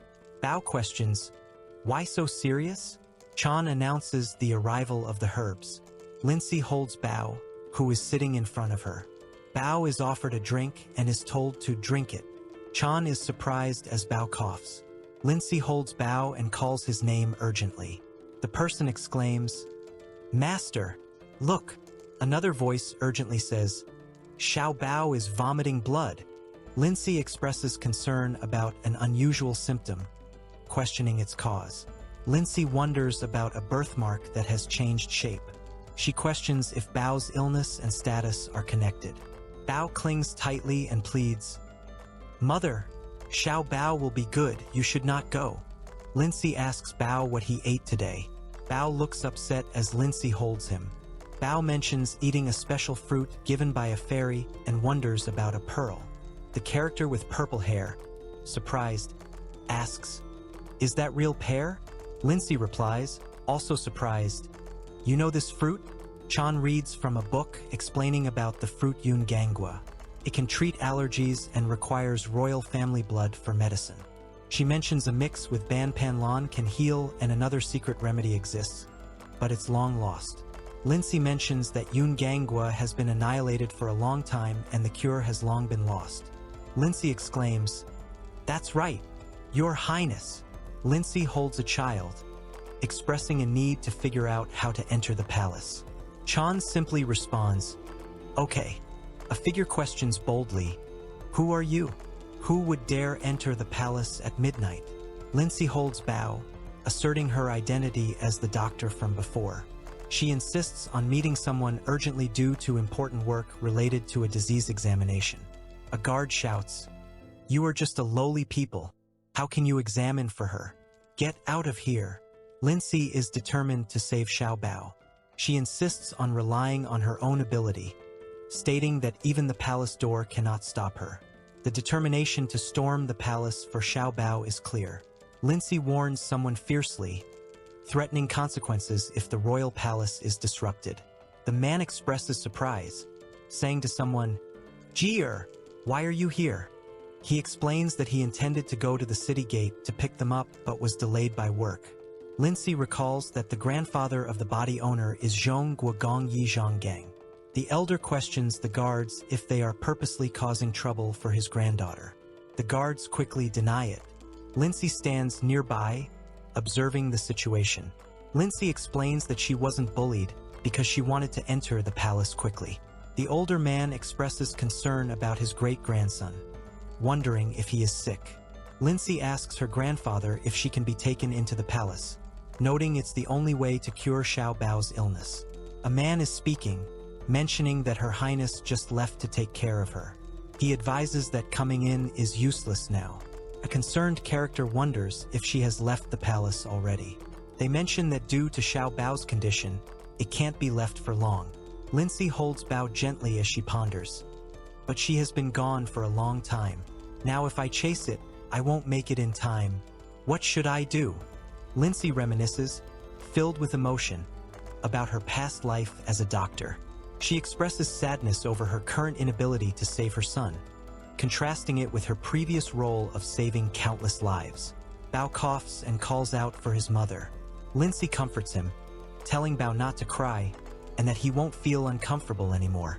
Yer asks why curing Xiao Bao requires pears. Lindsay explains Xiao Bao's illness stems from a pear allergy. Lindsay adds that the treatment involves taking blood from a healthy person. Lindsay thinks Yun Gang's story is significant but notices she wasn't informed first. The man reminds Di Shi that he never touched a pear. Lindsay looks surprised and calls out, "He Lian Mingyi?" Lindsay reassures Bao, promising to take him to Uncle Helian, who will have a solution. Someone questions, "It was late at night. Who is that?" One character urgently asks Jean He about the master's whereabouts, mentioning they have something important to discuss with him. Someone informs another person that their master has gone to bed. They are instructed to wait in a room while the speaker goes to call him. Helian questions the lateness, asking, "It's already this late. What happened?" Lindsay grabs Helian's arm. She shouts about his mango allergy. Helian asks, "What do you ask this for?" Lindsay urgently asks for help to save Xiao Bao. She insists that one drop of blood will save him, mentioning the mango allergy. Helian questions why Bao, who is supposedly allergic to mango, is from the royal family. "Okay, never mind. Human life is more important." The young man expresses concern to Helian, questioning his decision and reminding him to consider his health. Lindsay tells Bao she'll give him medicine right away. Lindsay encourages Bao to drink, assuring him he will feel better afterward. Someone is concerned about another's drinking habit and wants to prevent it. Helian offers to help. Lindsay agrees with a simple okay. "He drank. Already drank. It's so great. Wait a while for the medicine to take effect. Now let me help you to bandage the wound." "Okay." Helian reassures Lindsay, telling her not to worry about Xiao Bao's well-being. Lindsay responds with a simple, Lindsay asks, "Why is that? Why did he vomit blood?" Lindsay asks if the medicine didn't work. Lindsay examines the situation, noting that his pulse is unknown and becoming weaker. Helian is shocked and questions why something is possible. Helian questions if the blood count is too small and suggests getting more blood. Helian tells Lindsay her blood can't save Xiao Bao. Helian asks Lindsay where she wants to go. Lindsay expresses her desire to bring Xiao Bao home. Lindsay wonders why she can't save Xiao Bao. Someone off-panel tells Yi Shangyuan to stop dreaming because her brother only likes Ling Ji. She questions what's wrong. Lindsay talks about Yi Ling Ji, mentioning that brother Lin Wan took her home the year she went missing. The woman with long hair accuses, "At that time, she was pregnant with this bastard." Lindsay grabs Bao and calls out, "Yi Shangyuan." The girl in pink addresses the other as Sister Lin Ji, asking her to repeat what she just said. Bao tells someone to get off, calling them crazy. Bao looks up at Lindsay. Lindsay asks, What did you just say? 5 years ago, when Lindsay went missing, Helian mentions that it was brother Lin Wan who brought her back. Bao questions, with a cough, what happened next and mentions she was already pregnant at that time. Lindsay wonders if he knew Bao's biological father 5 years ago. Lindsay asks if the brother is home. Chan responds, confirming that he is and offers to take Lindsay to meet him. Lindsay holds a child securely, expressing optimism. There is hope, she declares, determined. Prince Ji walks through, drawing admiration from onlookers. They exclaim about his handsomeness, clearly excited. Ji Lin Wan is leading a group of armored soldiers, exuding authority and command. He asks, Ling Ji, is this really you? A woman approaches Ji Lin Wan, telling him she has something to share. Lindsay asks if the person knows who Xiao Bao's father is, mentioning they brought her back 5 years ago. Helian. This is the baby you were pregnant with that year? What's wrong with him? The woman mentions that Xiao Bao ate a mango and got an allergy. It requires blood from his biological father to save him, and she asks if they know who his father is.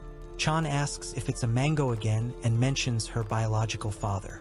She wants to try it. Lindsay wonders if Ji Lin Wan's blood could be effective for Xiao Bao, considering it the last hope for his salvation. A group of people expresses shock that Yiling Ji is not dead. One person yells for everyone to get out and stay away. One character speculates about a child's illness and suggests the biological father might be needed for a cure, questioning if the two had a secret relationship. Bao wonders if he's still not awake and if it could still not be working. Lindsay questions if she can really save Bao. Lindsay asks Xiao Bao if he is awake. Lindsay expresses relief, saying, Finally, you are awake. You make me worry a lot. Helian remarks that it's good while someone wakes up. Lindsay holds Bao close. Bao looks up at her. The author notes Bao's resilience through challenges. Lindsay wonders why Ji Lin Wan was able to save him. She questions if he is Xiao Bao's biological father. People in the crowd are surprised. They speculate about the boy's identity, suggesting he might be Prince Ji's son. A woman addresses Lindsay, saying, Mr. Lin Wan, you have finally returned. The woman questions her younger sister about her presence, asking why she's there. She comments on the difficulty of hiding bad things in the house and questions why her sister is returning to Cheongdo. Helian listens while Lindsay expresses her disdain. Lindsay accuses Helian of returning after being missing and pregnant, questioning how he could rely on Prince Ji with an unknown background. She calls it shameless. Lindsay overhears people gossiping about someone having a baby before marriage.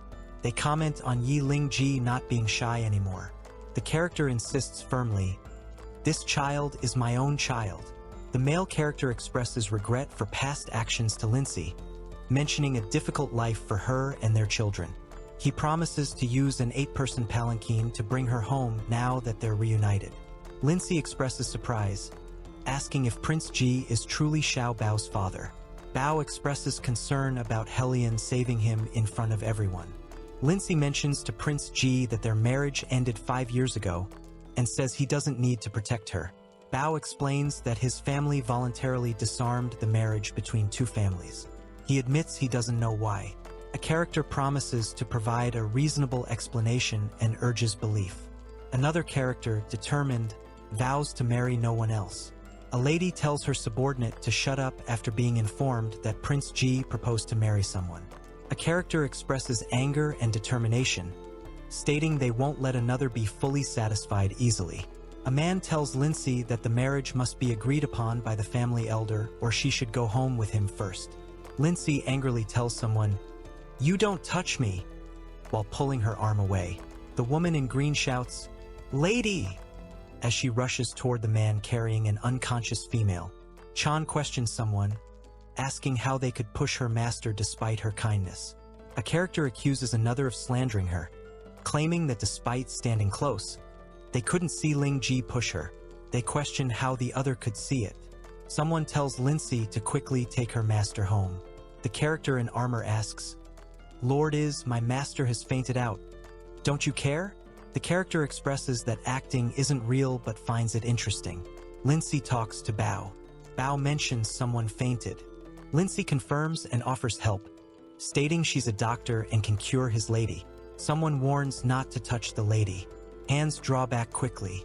The woman accuses Lindsay, questioning her intentions after fighting with her lady, wondering if Lindsay might use her recovery as a chance to cause harm. Lindsay says, "Saving the injured is a doctor's vocation. How can I harm her?"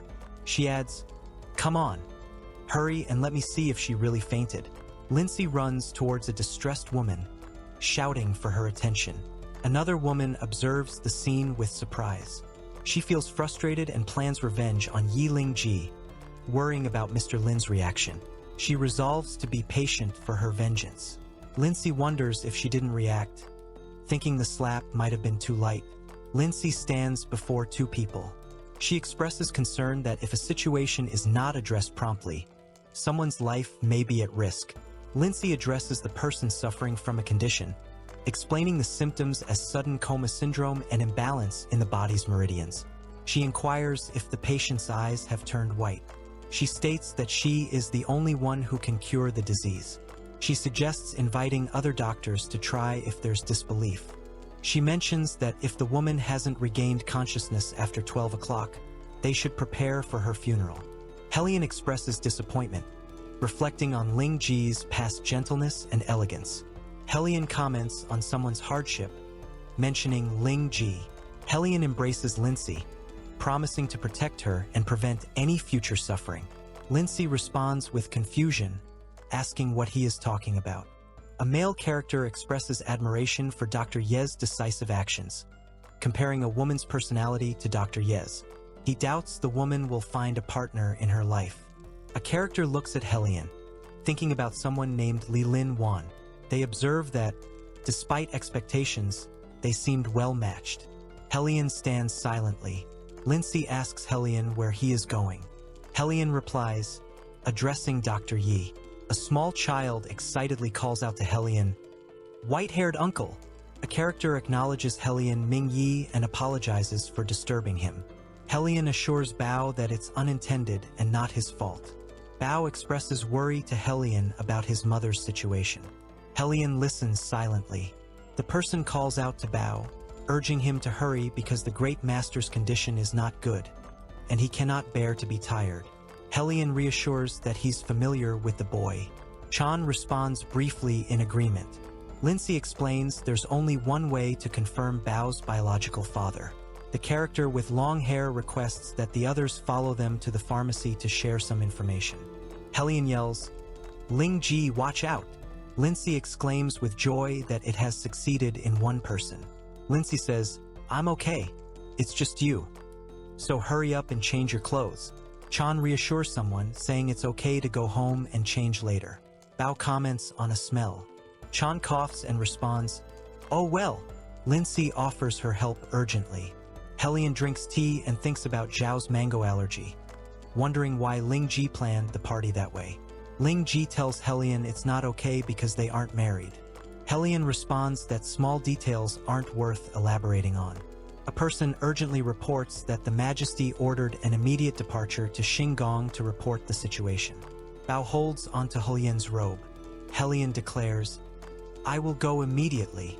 Lindsay advises that not changing clothes isn't good. Chan responds, saying she'll change clothes when she arrives. Hellion hugs Lindsay and expresses joy at seeing her again. The male character promises to visit after finishing work. He mentions missing her, just a little.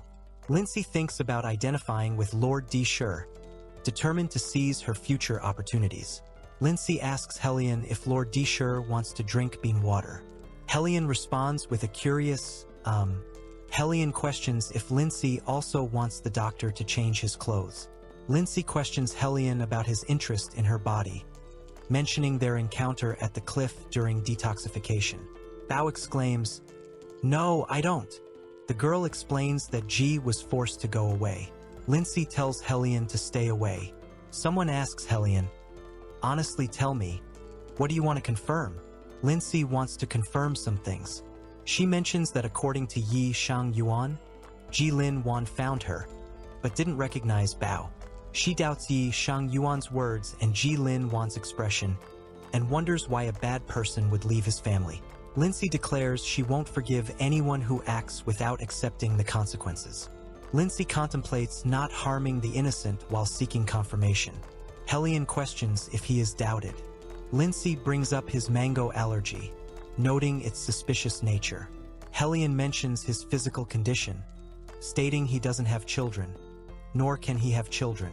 Lindsay realizes she made a mistake, thinking someone was the wrong person.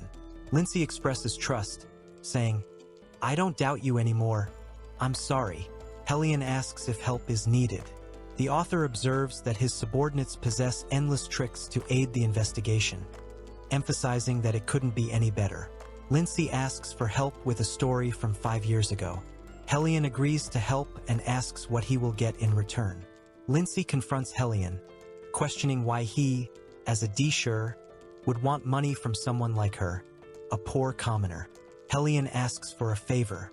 Lindsay informs that the clinic will open tomorrow and mentions her busy schedule. Hellion adds there's still one thing to discuss. Bao notices Hellion and comments, "Oh, the white-haired uncle is here too?" Lindsay questions why Chan is barefoot after recovering from an illness. Hellion stands nearby. Lindsay holds a child, asking if their body still feels uncomfortable. Hellion stands nearby, observing the interaction. Bao urgently asks if his mother has to marry someone else. Bao asks who he will marry. Chan replies, "Ji Lin Wan." Bao shares a dream about being with the uncle at the gate. Gone. Lindsay insists, asking if Bao is an idiot, assuring she won't leave him. She questions who said he must marry someone else. Bao asks if the other person won't marry him. Bao feels relieved and says, "Phew, so I'm assured." Bao expresses concern, advising the other to marry someone who can understand and protect them. He adds, "At least flying high wouldn't explode." The other character is surprised and exclaims, "What?" Bao thinks the white-haired man is very nice. Hellion listens quietly. Lindsay looks frustrated, questioning what nonsense the kid is saying. Hellion acknowledges Xiao Bao's good vision, noting that other things are better left unsaid. Hellion mentions he intended to give something to her mother. He finds Lindsay more reliable. Bao expresses gratitude, saying, "Really? Thank you, uncle," as he receives a gift.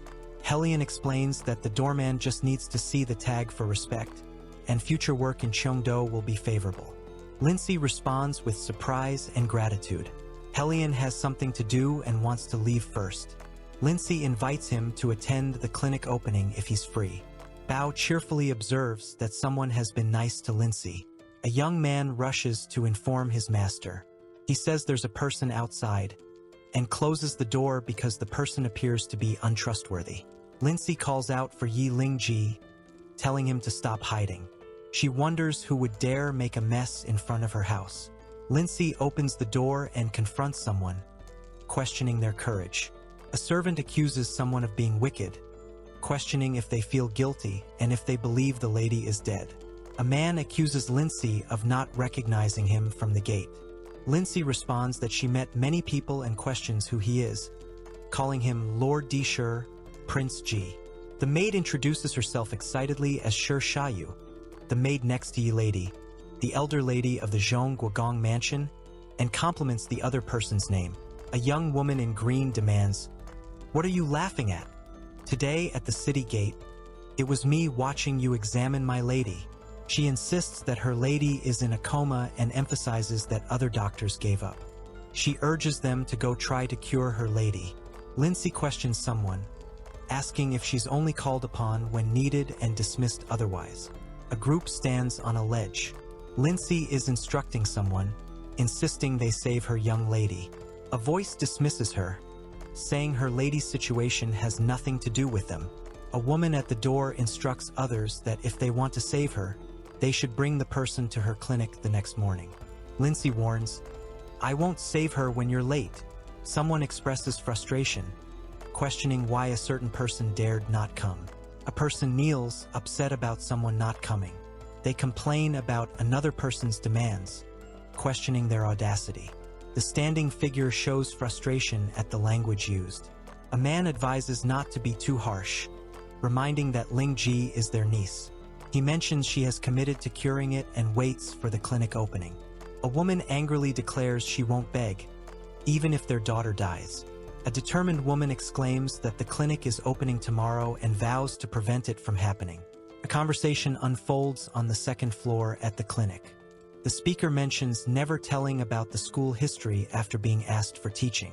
He addresses Chang Shang and also mentions Xiao Bao, pointing out the absence of a formal ceremony. Tomorrow the clinic is open. Today, Lindsay plans to reveal the source of her knowledge. Lindsay mentions the name of their sect, Tian Yi Tong, and its long history. Two characters discuss the discipline of Tian Yi Tong, emphasizing people and honesty, passed down from ancestor Jia Yao. They also mention Sua Shangyun. Lindsay states clearly, "He is my teacher." Lindsay tells two individuals that they will become official disciples of Tian Yi Tong from today. Lindsay confidently declares her intention to revive Tian Yi Tong one day. Bao questions Lindsay about having two masters, mentioning Mr. Sua and her mother's teaching. Lindsay talks about how her grandmother taught her medicine and its origins from Tian Yi Tong. She briefly mentions the reason she has a teacher. Lindsay speaks about a dream of a deity and following to study medicine. She mentions her mortal body went insane as the soul was no longer there. She insists it's a secret that cannot be shared. Lindsay insists, "I definitely won't say it." Bao covers his mouth, agreeing, "Even the white-haired uncle, I won't say it for him." Lindsay announces they should set off the opening firecrackers for the clinic. Chan and Bao stand nearby, ready for the event. Bao excitedly announces the official opening of their Tian Yiguan. Lindsay announces the opening of Tian Yiguan.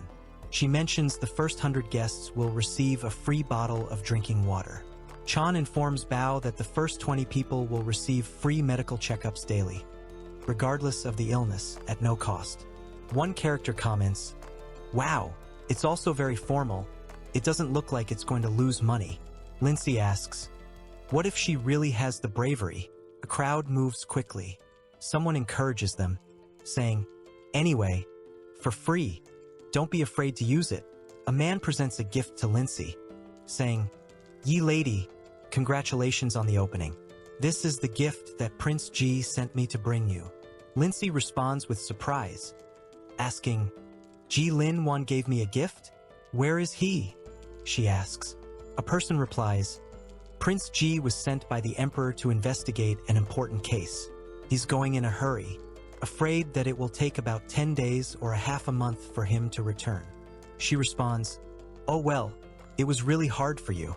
Lindsay thinks about how someone has been gone for so long and that the confirmation will have to wait. The woman demands the return of her daughter's life. Lindsay questions why the second aunt's words are relevant to her, expressing confusion about their connection.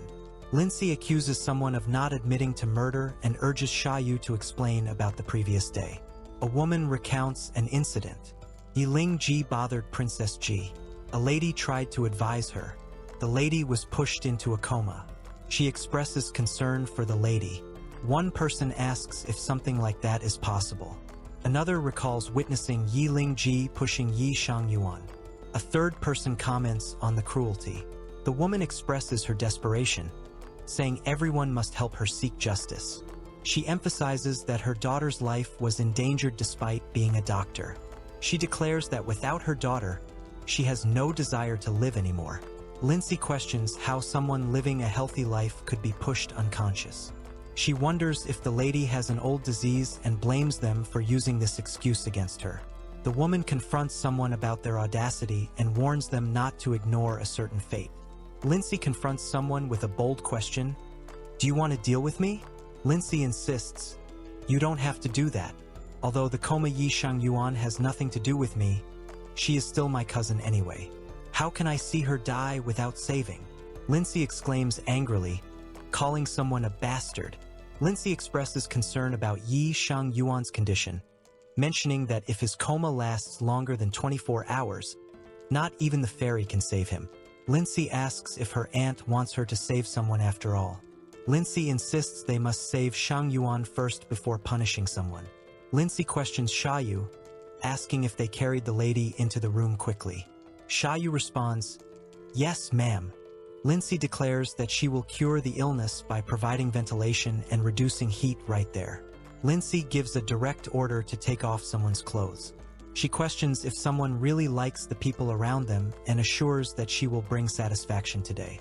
Two women are in conversation. One accuses the other, calling them a bastard and questioning their kindness. She mentions the shame of removing clothes in public and worries about facing others in the future. Lindsay advises someone to think carefully about whether dignity or life is more important. She reflects on a person wanting help and not hesitating to fuss about others' reputations, promising to let them experience that feeling. The older man emphasizes the importance of protecting lives. He suggests that they should follow Ling Yi's wishes. The woman listens, appearing slightly resistant. A female character expresses frustration, saying someone's life depends on that bastard. She's determined to follow instructions for now, but warns she'll take action later. Chan insists on keeping the area clean and private from male strangers.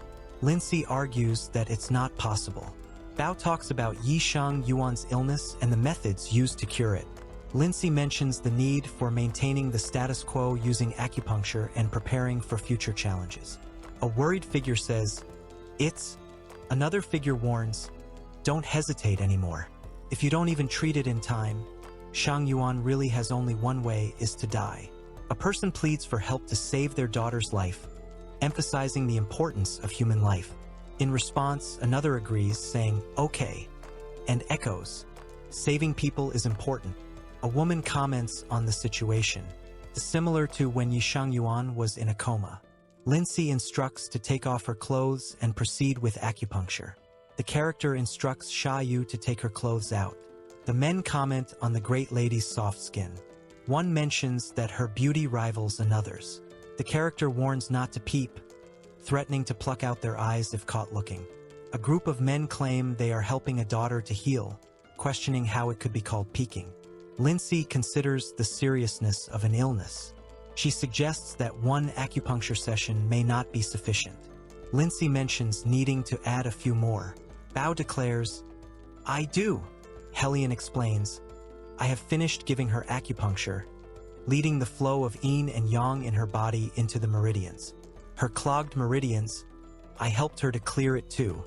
Lindsay believes that more stimulus from the outside world will wake her up. Lindsay asks Xiaoyu to share some stories about their lady's observations to wake someone up. Xiaoyu responds with confusion. Two characters discuss a situation involving a lady in a coma due to Prince Ji. A servant informs Lindsay that the Ji Prince has arrived. One character worries about another character not waking up, questioning if Prince Ji isn't stimulating enough. Another suggests to Xiaoyu to consider if there's something more stimulating. Lindsay observes that Yi Shang Yuan has strong feelings for Prince Ji. Lindsay tells someone that there isn't much time left. She instructs them to count down from 10. If the person doesn't wake up, they will stop breathing. Lindsay counts down and remarks that if someone doesn't wake up in 3 more counts, they won't make it in time. Bao feels a sense of excitement but doesn't fully understand it. Suddenly, Bao remembers something important. A woman informs Lindsay that the book she wanted, Chun Gong 2, is no longer for sale, but she has already purchased it for her. Lindsay hears gossip about Yi Shang Yuan, described as well-educated yet unexpectedly flirtatious. Observers express their surprise and joke about her watching certain performances. Lindsay reacts with a simple expression of shame. Lindsay is upset, asking why something was said. Bao mentions buying a book, Chun Gong Tuesday. A man calls out, "Shang Yuan." Another person urgently says, "Young lady," as a woman lies on the ground.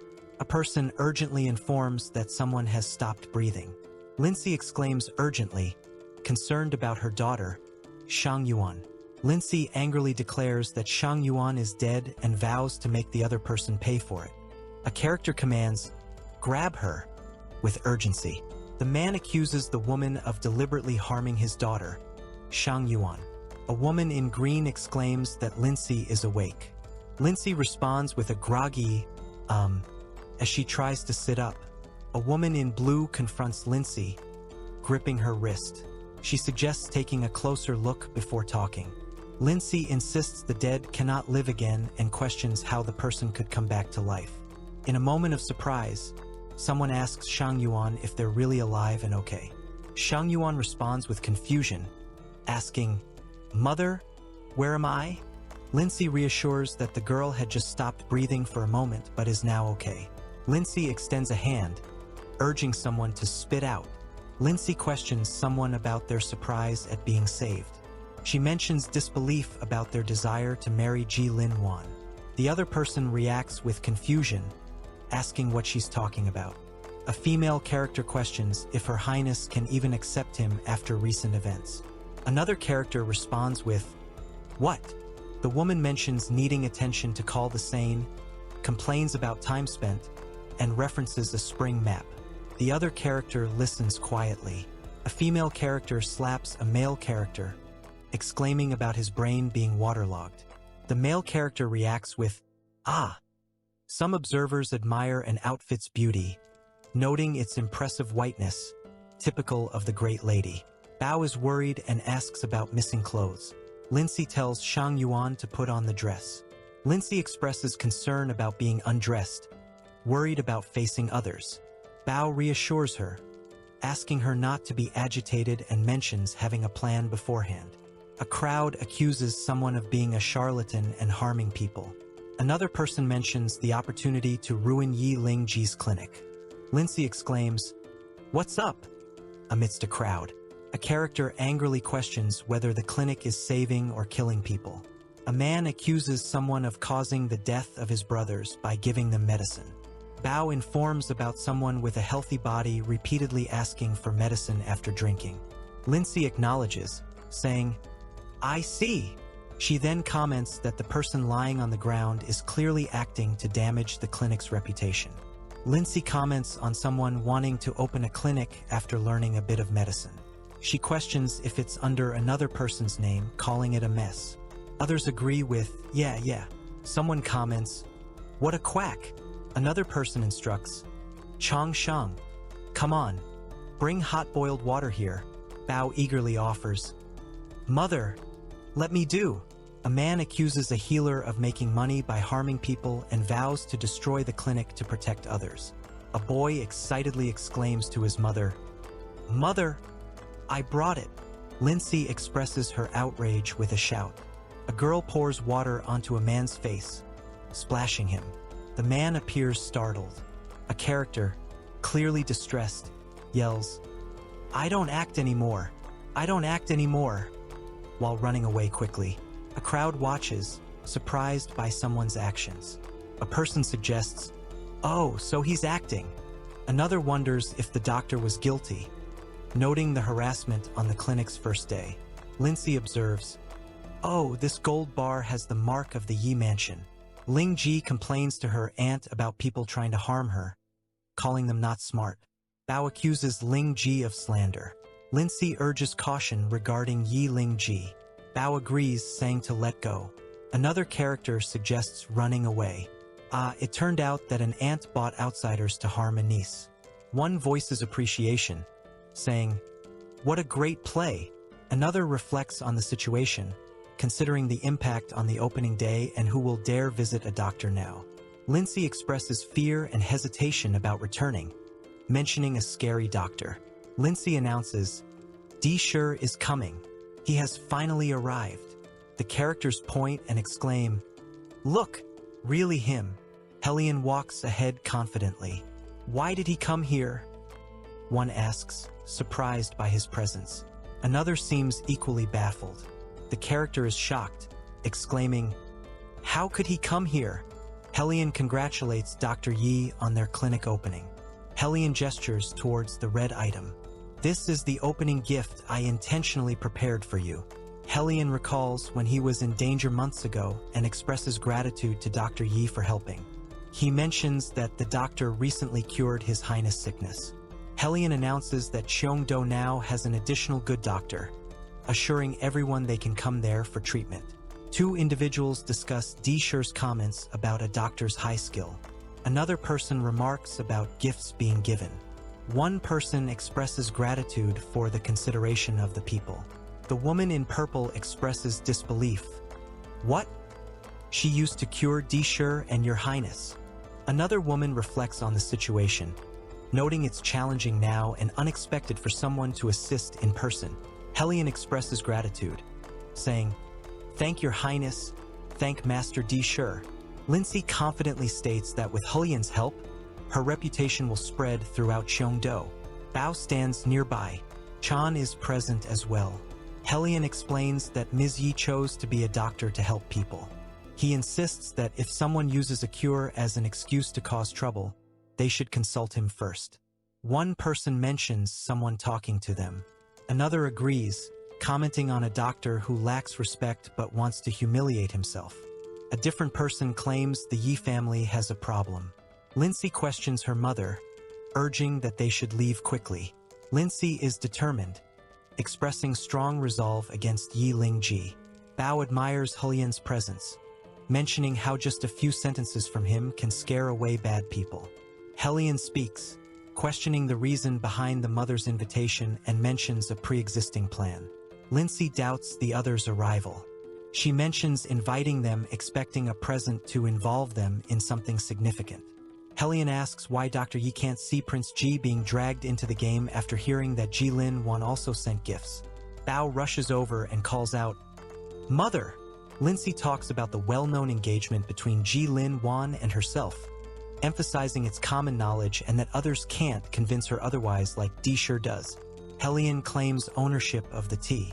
Lindsay seems surprised. Bao explains that he saw someone coughing for a long time and, feeling impatient, took his teacup. She wonders, but isn't this an indirect kiss? Bao exclaims that Hellion and Lindsay have kissed indirectly already.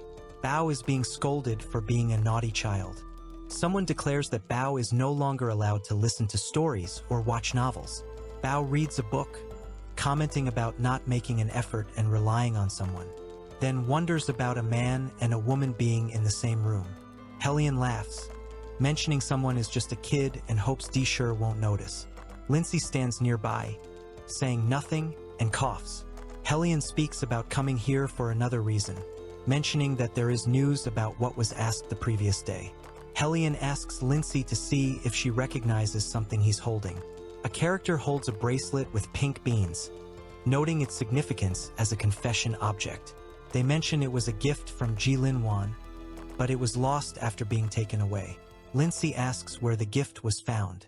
Hellion explains that in Chenjiang, an item was sold by a maid of the owner. He sent someone to find the maid, who said it came from a bandit stealing from a mountain camp. Hellion inquires about a location and whether anyone else is present. Lindsay responds that everyone is dead. Hellion reflects on a past event, mentioning a significant kidnapping and a royal order to find the owners. Lindsay shares her investigation into the owner of a bandit destroyer, noting the unusual nature of the situation. She adds that the story of the owner leading the army and killing the bandits was just a facade when they first arrived. Hellion stands among the devastation, observing the aftermath.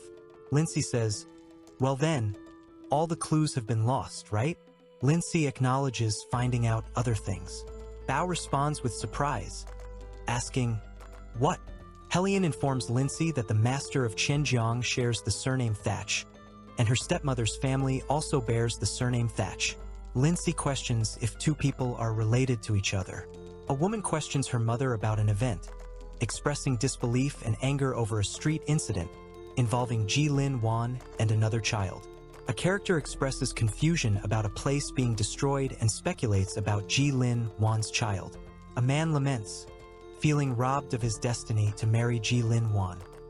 He calls the woman responsible a bastard.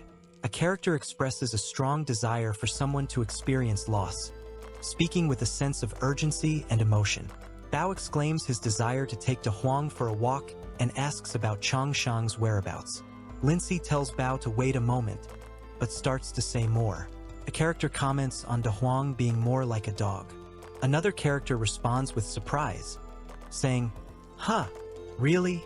Bao informs Chan, "Teacher, I've finished changing." Lindsay stands nearby, Chan wonders if her outfit is a good fit and considers changing. Bao enthusiastically tells Chan that he should wear his outfit every day, saying it will help him charm thousands of girls. Lindsay questions Bao about the weird books. Bao apologizes, admitting he is wrong. Chan observes nearby. Lindsay comments on the outfit, mentioning there's one thing that doesn't match. Lindsay mentions that Changshen is very romantic. Chan appears surprised. Lindsay reassures Chan about their family bond, saying there's no need to be so polite. Chan expresses gratitude, calling her teacher. Chan declares that Xiao Bao is a family member of Changshen. Bao happily hugs a cat nearby. Lindsay stands beside them, observing the interaction. Chan tells the others to take Xiao Huang for a walk and warns not to go too far. Lindsay responds, asking about the work Chan needs to do. Lindsay mentions how it's a thing that makes the day even more practical. Bao excitedly calls out to Yahoo, running alongside the creature. Chan follows them with a gentle smile. Bao asks if De Huang really looks like a dog. Chan responds with a thoughtful hum. Bao wonders why the tiger behaves like a dog despite being fed meat every day. Chan reassures Bao that the tiger, De Huang, has never seen another tiger and doesn't know how to be one. Bao suggests taking De Huang to the white-haired uncle to meet the old tiger. Bao also thinks the elder tiger can teach De Huang how to be a tiger. Chan seems confused and asks if they need to wait for their teacher to return. Bao wonders about De Huang's behavior, noting they feed him meat daily. Chan reassures Bao, suggesting De Huang might not know how to be a tiger since he's never seen another one. Bao suggests they take De Huang to meet the white-haired uncle so the elder tiger can teach it how to be a tiger. Chan questions if they need to wait for their teacher to return. Chan tells Xiao Bao to wait. Xiao Bao says he'll show his mother Xiao Huang's majestic appearance and promises to be back soon. Bao asks De Huang what's wrong. Bao warns Xiao Bao to be careful. Bao calls out to Chan in concern. Bao calls out, De Huang, while holding Chan's arm. Chan reacts to the shout. Bao calls out, No, Changsheng. Changsheng insists on helping De Huang and runs determinedly. Bao asks Chan if she is okay, showing concern for her condition. Bao is surprised, saying, Your forehead. A voice calls out for Changsheng, followed by a sudden loud noise. Bao demands to hurry and find his mother, pulling Chan alongside him. Lindsay shouts for Bao. Bao shouts for Changsheng in alarm as wolves approach. Helian steps in to protect. A character cries out, No, Changsheng, no, expressing distress. A young child cries out for their uncle with urgency. Chan holds them protectively, showing concern. Helian asks if the other person is okay and if they have been injured. The character carrying another yells for help, urgently asking someone to save the injured person. Helian and Chan are engaged in a tense moment. Helian thinks about the poison, concerned about its effects. Helian urgently instructs someone to find Dr. Yi. He tells them to bring the doctor to Cheong Ming Shan Zhuang. Lindsay shouts, He Lian Ming Yi. The child urgently asks Lindsay for help, mentioning Changshen's injury while protecting them.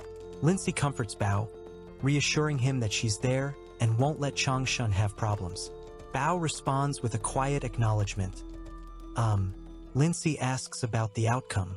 The other character explains they went down the mountain and saved Shin from a wolf attack. He mentions catching a man who claimed orders from the Yeo family to release the wolf.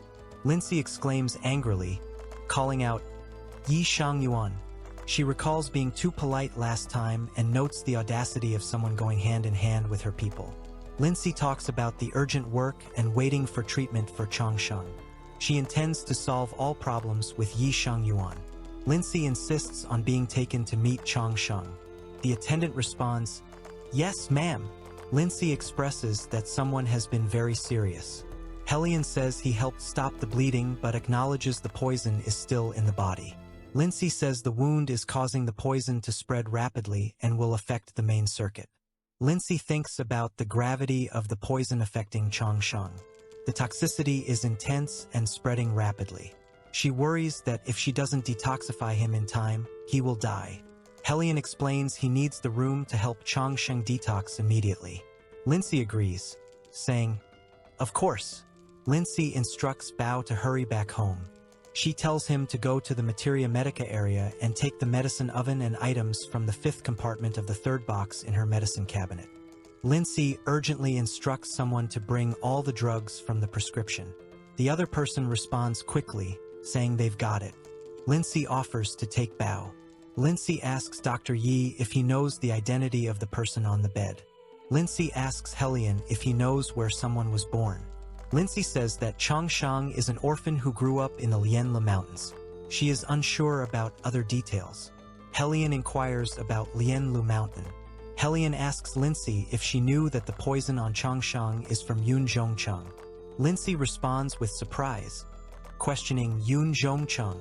Lindsay remarks about the capital of Yunlangua. Lindsay questions Helian about Yunlangua's destruction over 20 years ago. Helian confirms, explaining that the country met its end due to poisoning, which resulted in infertility. He asserts that there cannot be a child as significant as Changsheng. Lindsay urges Dr. Yi to save someone's life, expressing a need to ask him something. Helian stands by her side. Lindsay insists, "He is my disciple. Of course, I have to save him." Lindsay comments that the bed is too small and asks if there's a more spacious place. Helian instructs to bring some leather ropes for later use. Someone responds with okay. Lin urges Chan to come on and let go. Helian instructs to bring someone to the warm water lake. Lindsay emphasizes caution, warning not to touch the needle. 2 attendants respond with agreement, saying yes, madame, as they help Chan. Bao reminds Helian of the age difference, questioning the need for distance between them. Helian emphasizes the importance of maintaining propriety, even though Bao is Chan's master. Bao insists that circumstances aren't the same and can't be used as a defense. Helian acknowledges and argues that both are patients, emphasizing the importance of saving people. Helian suggests that all clothes can be removed if necessary, noting nothing is wrong with that. Helian tells Lindsay to stop talking. Lindsay responds with a surprised sound. Lindsay expresses frustration, questioning how their face can be touched and highlighting the difference between men and women. Lindsay reflects on the erratic changes and advises not to think about Changsheng, who is in critical condition. Helian mentions that Changsheng's condition has stabilized. He plans to detoxify him using a warm lake and bed to alleviate the pain in the meridians. Lindsay questions Helian about hugging the disciples and sitting on the same bed. Helian responds, asking how sure Lindsay is about saving Changsheng. Lindsay is determined to save him, completely sure of it. Helian responds with a simple okay. Bao announces they've brought the needed items. Another character acknowledges and confirms it's all they need. Lindsay requests Helian to have someone guard the door to prevent others from entering. Bao mentions there's no need for assistance and asks to come back to rest. Lindsay explains it's just detox. Helian questions the mysterious actions. Helian tells Lindsay it's up to her to use the stuff there. If she needs something, she can tell him. She thanks him. Bao asks Lindsay if he can stay to help her. Lindsay advises Bao that when she starts detoxing his brother, he might be in great pain. She warns Bao that she won't be able to notice him during the process and tells him not to make any noise if he can't keep looking. Bao promises to help cure Changsheng. Lindsay reassures someone, promising safety if they call her the teacher. Helian asks if Dr. Yi is still treating him. Lindsay responds with surprise, noting it's been 3 days and they frequently hear cries from within. She's unsure if there's a cure happening or just pictures being taken. She exclaims, "Uncle!" Bao rushes to Helian, worriedly exclaiming about his mother's actions. Helian calmly reassures him, asking for details. Bao mentions that the brother's breathing almost stopped, but the mother remained hopeful. Helian comments that one last method must be tried. Bao expresses frustration about not being told the method and being locked out. Helian listens silently, contemplating the situation. The man instructs Helian to look after Bao while he goes to see Dr. Yi. A hand tries a door and confirms that it is locked. Helian wonders, "Where are they?" Helian exclaims in surprise, "That is?" Helian is surprised and exclaims about blood in the heart. Bao notices someone, Surprised, they exclaim, "Who?" Lindsay exclaims, questioning Helian Ming Ye's presence. Helian warns Miscellaneous not to move because they are already bleeding. A character slaps another's hand away, exclaiming, "Don't touch me!" The second character reacts with confusion, indicated by the symbol question mark. Lindsay exclaims, questioning how someone entered despite the door being locked. Lindsay demands Helian to look away, feeling embarrassed.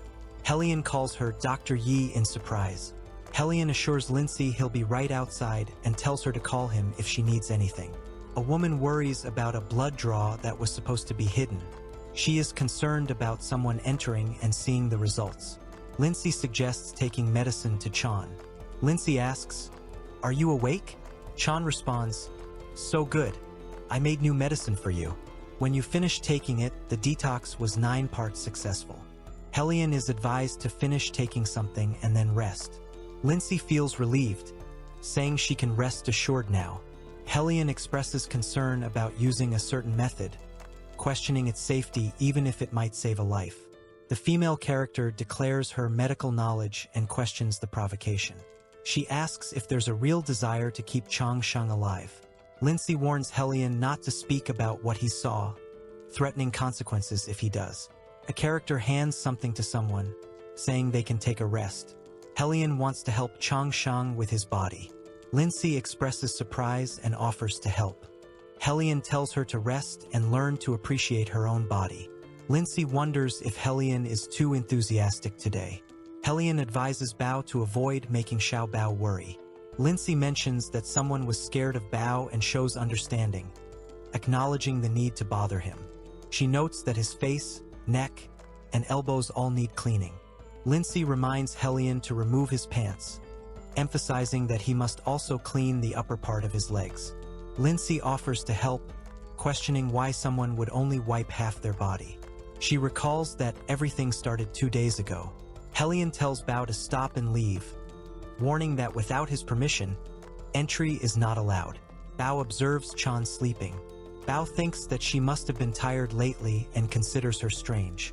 Lindsay reflects on someone's willingness to help, despite being a stranger, highlighting their selflessness and bravery. Helian wonders why she doesn't think carefully and questions if it's worth it. Helian reassures someone to rest well and sleep peacefully. Helian pleads, "Don't leave me, teacher." Lindsay lies down and exclaims, "Mother!" Bao responds, "Xiao Bao, didn't I tell you?" Bao expresses frustration, mentioning not having seen his mother for a day. Helian responds to him. A small animal or creature observes the scene, reflecting that hug, indeed a dream. Bao excitedly announces, "She is awake." Bao expresses concern for his mother, relieved she's finally awake. Helian stands nearby, observing the exchange. Bao expresses concern for his mother, mentioning she slept for a day and assures her that everything is fine, including De Huang. He asks if she's hungry. Lindsay thanks Bao. Bao questions the materials. Lindsay is curious about the object's familiarity. Helian coughs in the background. Helian mentions, "It's my sleeve." Lindsay mentions that while someone is sleeping, they keep clutching her sleeve and don't let go. Helian explains he had to cut off his sleeve. He expresses surprise at someone grasping onto him while sleeping. Lindsay reflects, feeling flustered about a dream where they held Helian. Lindsay expresses disbelief, asking how it's possible and pleads for someone to stop talking. Helian stands beside a concerned Bao. The child comments on Lindsay's red face, suggesting it might be too hot. Helian asks if the lake is too hot. Lindsay mentions that Uncle He Lien has prepared a room, urging them to hurry up and rest. Helian suggests Dr. Yi rest for a few days and return once recovered. Bao mentions he has been in Xiongming Shanzhuang for a few days and feels the need to hurry back since others might not be aware of people's rumors. Lindsay looks curious as Helian hands over a box. Helian explains, "This is a rare healing medicine." Lindsay asks for help about those who released the wolf. Helian responds with surprise, saying, "Huh." Lindsay shouts, saying that annoying Helian already seems like owing him a favor. Helian asks Lindsay to choose people. Lindsay suggests that Dr. Yi take him directly today. Helian comments on the potential problems of a close relationship and suggests quietly arranging for someone beside Dr. Yi. Helian advises to be cautious in the palace. He instructs to report any actions taken by the princess. The other character responds affirmatively. Lindsay sits comfortably and remarks on the luxurious carriage, noting Helian's taste for enjoyment. Lindsay mentions needing to rest for a while. Bao wonders if the mom looks ugly because she is sick. Chan explains that the master has been taking care of her, suggesting she's just tired. Bao decides to check her pulse, feeling unsure. Lindsay expresses a concern about someone named Yi Lingji not visiting the highness promptly. Dr. Yi is informed that the princess is outside. Dr. Yi expresses determination to see her, despite the complications. Bao warns Lindsay not to get punished because she's not feeling well. Lindsay instructs someone to sit obediently with the brother while she leaves for a while and then returns. Bao accuses a brother of trickery. Chan looks puzzled. Bao announces that someone was injured, mentioning it was a chest injury in a life-threatening position. The woman questions if the injury is true. The other reminds her of the rule against bringing dangerous objects. The woman advises someone to quickly take off their clothes and hold out their hands for a check. A man responds, calling the request ridiculous, saying it's because the princess wants to meet him, and he doesn't want to see her or be checked based on something she requires. Bao is upset. He exclaims, "It's not easy for you to be met by the princess. How can you go like that?" Bao shouts for someone to let go of his mother. Bao calls someone a bastard kid and recalls a previous time. Lindsay walks with a young girl. Observers discuss the princess's hypocrisy and question her use of power, wondering about the consequences. Lindsay questions someone about staying at Cheongming Shanzhuang for 4 days and 3 nights and being with Lord Dishur. Lindsay talks about not seeing Helian Mingyi recently. She confirms she was with Helian Mingyi on the last day they were together. The woman accuses someone of being shameless and insists she has nothing to hide. The princess, addressing Lindsay, questions the reason for her sudden action. Lindsay explains that living in Cheongming Shanzhuang isn't what it seems and mentions their stay there. A woman angrily confronts Lindsay. She accuses Lindsay of not having any excuses and daring to do something without accepting it. Lindsay responds, realizing something and calling her a disgraceful woman. Lindsay says, "That's hurt." Bao exclaims, "Mother!" The woman confronts Lindsay, accusing her of pretending and looking weak due to being tired from serving others. "Did he not give good food to a bitch woman like you?" she asks with indignation. Lindsay warns Ji Xian Shui to be careful with their words. Lindsay talks about knowing her feelings and mentions that she previously said he is completely unrelated to her. Another person accuses Lindsay of acting in ways that humiliate them and warns her not to blame them for not holding back. Lindsay warns someone about the consequences of making enemies with her, saying they won't want to know what happens. Lindsay questions, "You hold back with me?" Lindsay confronts someone, asserting authority. She declares that no one else can have the person she likes without her permission. Lindsay insists one last time to Ji Xian Shui that there is no love between He Lian Ming Yu and women. She declares that whether they believe it or not, this is her stance. A person expresses their regrets, saying they've said all they can and apologize for not being able to continue. Lindsay tells Bao to hurry back to the clinic. She instructs him to go directly over anyone who dares to get in the way. Lindsay shouts, "Yi Lingji, dare you!" Then commands, "You guys, catch her for me." A command is given to lead the princess's carriage to the side. The response is an affirmative, "Yes, sir." A man questions, "Shenli, why are you here?" The male character questions a female character's actions, asking if she believes the Lord won't find out about her stopping someone. Lindsay wonders how to explain something to him. She instructs someone to go home first, as she will arrange the place. He apologizes on behalf of his sister. Lindsay questions the effectiveness of an apology, asking about the consequences. The male character speaks about reporting the truth quickly. He mentions Dr. Ye's love and suggests avoiding complications. The female character responds with, Ha! Bao expresses frustration. Lindsay walks away, unresponsive to Bao's concern, leaving him unsure of what to say. Lindsay mentions that there are sick people on her carriage, so she can't stay for long and decides to leave first. Bao asks if his mother is all right, showing concern. Helion calls out to his master. Bao expresses concern. Lindsay reassures Bao, saying she's just a little tired and it's fine to take a break. Bao urges his uncle to hurry up. A voice instructs to return to the clinic. Lindsay thinks about being in a coma on the carriage and wonders if it scared them. Lindsay asks why the other is waiting instead of taking care of their brother. A young child tells their mother that brother is asleep and they came to take care of her. Lindsay questions why someone is caring for her, insisting she's fine. Bao expresses disbelief, accusing his mom of taking blood from her heart to save someone. The character is surprised, admitting they thought they hid something very well. Bao admits to sneaking the pulse and smelling blood. Bao expresses concern, explaining that he feels very scared because the other person was injured in the morning and was in a coma. Lindsay apologizes for making someone nervous. She explains the importance of not giving in when others reach a certain point, asking if this is understood. Bao expresses frustration and helplessness, unable to protect when needed. His eyes convey sincere concern and a yearning to do more. A character reassures the young child, telling them they're just a 5-year-old who tried their best. Bao expresses a desire to protect someone. He wants to learn martial arts with Uncle Helian so that no one can bully them. Bao tells Lindsay he will succeed. Lindsay responds that until then, Bao should rely on her. Bao agrees with okay. Bao asks, "Brother, why are you awake?" "Mother." The child looks up and speaks. "You have heard it all." Lindsay warns Chan about risking her life.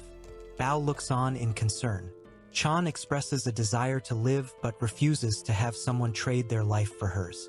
Chan insists it's not true. She didn't trade her life. Lindsay reassures her, explaining she's the best doctor and used her heart blood to detoxify toxins, saying a bowl of blood won't kill her. Lindsay tells Chan that a bowl of blood for her disciple's life is the best deal in the world. Lindsay advises Chan to rely on her master. Chan says, "I have to confess, I've been lying." Bao asks Lindsay, "What are you doing?" Lindsay replies, "Get up. You need rest now. Take your time to tell me your story." Chan says she escaped from City in the Cloud, the capital of Yunnan Kingdom. Chan expresses concern about the danger of her identity being revealed, fearing for the safety of herself and Pa. Lindsay wonders aloud about the City in the Cloud, questioning if there's something special about it. Chan says, "It's a long story. In a world with 3 countries, Jade, Yunnan, and Baiming, a complex confrontation arises. Yunnan, known for its riches, once thrived with prosperity. A princess from Yunnan confesses to her parents about being in love with a man. A character named Ji Mingli is mentioned as the 3rd son of the Emperor of the Jade Kingdom, and now the Emperor of Jade. Helion enters a city affected by a plague. Many people lie on the ground, showing the severity of the situation. The devastation is evident as the city struggles with the strange disease. Ji Minglu led his elite soldiers to massacre everyone in the palace, sparing only Feng Xinyu. Lindsay comments, "Feng Xinyu. The name sounds familiar," and then quietly says, "Xinyu." Lindsay exclaims about the name of the noble consort. There is a discussion about a red eagle-like blood sigil on the back of the royal family of Yunnan Kingdom. It's rumored that the noble consort has the same birthmark. Chan speculates that the noble consort is Feng Xinyu. Bao asks if it's a blood sigil. Chan confirms, saying yes. Bao looks up, contemplating. She must be very worried about Chongqing now. Maybe ask her about the sigil after this. Lindsay reveals that the sigil on the back of the noble consort identifies her. Ji Mingli contemplates keeping Feng Xinyu close. Feng doesn't care about the feud between them. Chan explains how the city's people saw her safe birth as a miracle due to the toxins affecting fertility. They spent years planning for it, leading to her being successfully sent out during a riot. Lindsay questions with urgency about the assassination attempt on Ji Minggu to avenge the country. Helion reflects on his challenges. He mentions leaving the city with 2 missions: finding an antidote and appealing to Feng Xianyu for help with the Emperor. The female character questions if the other is an idiot, mentioning Ji Minglu's restrictions. She warns about potential consequences if the other confesses their identity. Chan expresses concern about toxins in the body. She mentions they will eventually be fatal and suggests going to the palace to make the end worthwhile. She acknowledges the master's earlier help in detoxifying with heart blood. Chan expresses concern about someone discovering her identity. She pleads for exclusion to avoid causing trouble. Bao remarks sarcastically, "Humph, what a big deal, huh? Just rest assured to be with me." Lindsay speaks confidently about her son's noble lineage from the Yunnan Kingdom's royal family. She expresses no fear with Po by her side, not even of Chongqing. Chan looks up, questioning if the master is serious. Lindsay reassures with certainty. Lindsay reassures Chan about the toxins. Lindsay promises to find the necessary herbs. The female character places both hands on Chan's shoulders and speaks firmly. She reminds Chan of a promise to take the antidote to the people in the city in the clouds.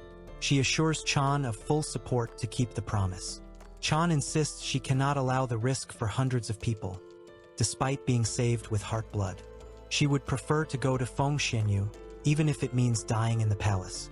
Bao reassures Chan, saying he used his heart blood to treat her because she was in critical condition, leaving him no choice.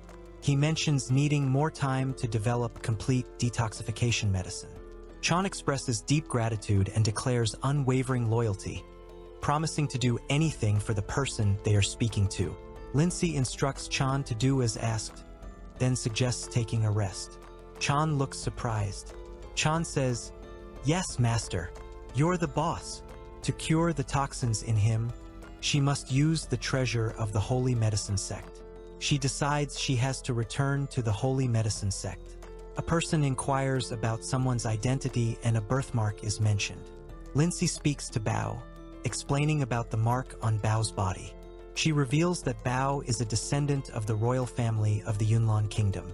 She mentions Bao's father, stating he either escaped from a massacre or was an illegitimate child of the royal family. She emphasizes that this fact remains unchanged. Bao learns that his birthmark is linked to the royal family of Yunnan Kingdom. This connection poses a risk, as once known, it could lead to assassination attempts on him. Lindsay angrily declares, "Your father was a female rapist scum," she vows. "Once I find him, I will make him regret being born." Lindsay mentions making a potion to cover Bao's birthmark, advising that it will remain hidden unless there's a high temperature or fever. The woman instructs the child to keep his birthmark hidden, warning of deadly consequences if revealed. The mother reassures him about the difficulty of removing a birthmark and promises protection. He responds with, "Okay." Lindsay promises, "And I'll protect you too." Lindsay tells Bao it's late and time to go to bed. Bao replies with agreement. Lindsay mentions having big plans for tomorrow. The scene is set outside Ye's mansion. She wonders aloud about Pei Qian's absence, questioning why there's no update from him after several days. Finding the task should have been easy. A person informs Lindsay that Pei Qian is back and waiting at the corner gate. Lindsay exclaims for someone to hurry and lead the way. The figure in the pink robe instructs to be left alone, asking the other to watch the inner yard.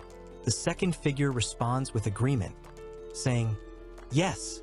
Lindsay asks where Helion has been. Helion replies that he was lying low. Someone inquires about any news regarding the clinic not opening since a particular day.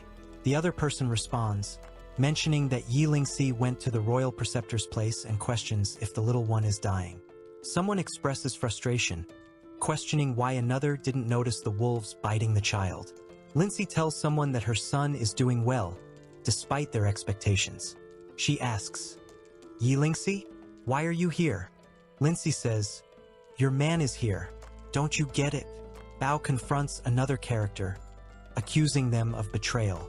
Bao is frustrated. The other person apologizes, explaining they were compelled by family obligations. Bao reacts with a slap.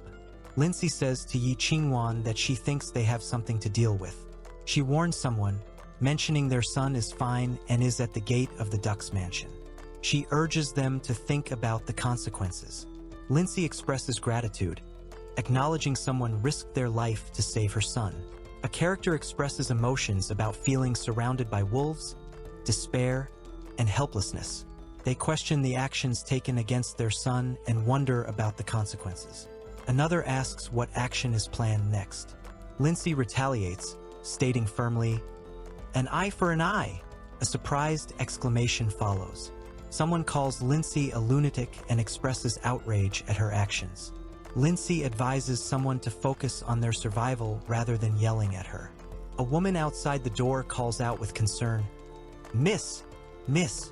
She questions why the door is locked and decides to seek help urgently. Lindsay thinks about how she should visit her grandpa, reminded by her current situation. A group of people express concern, noting the presence of dogs.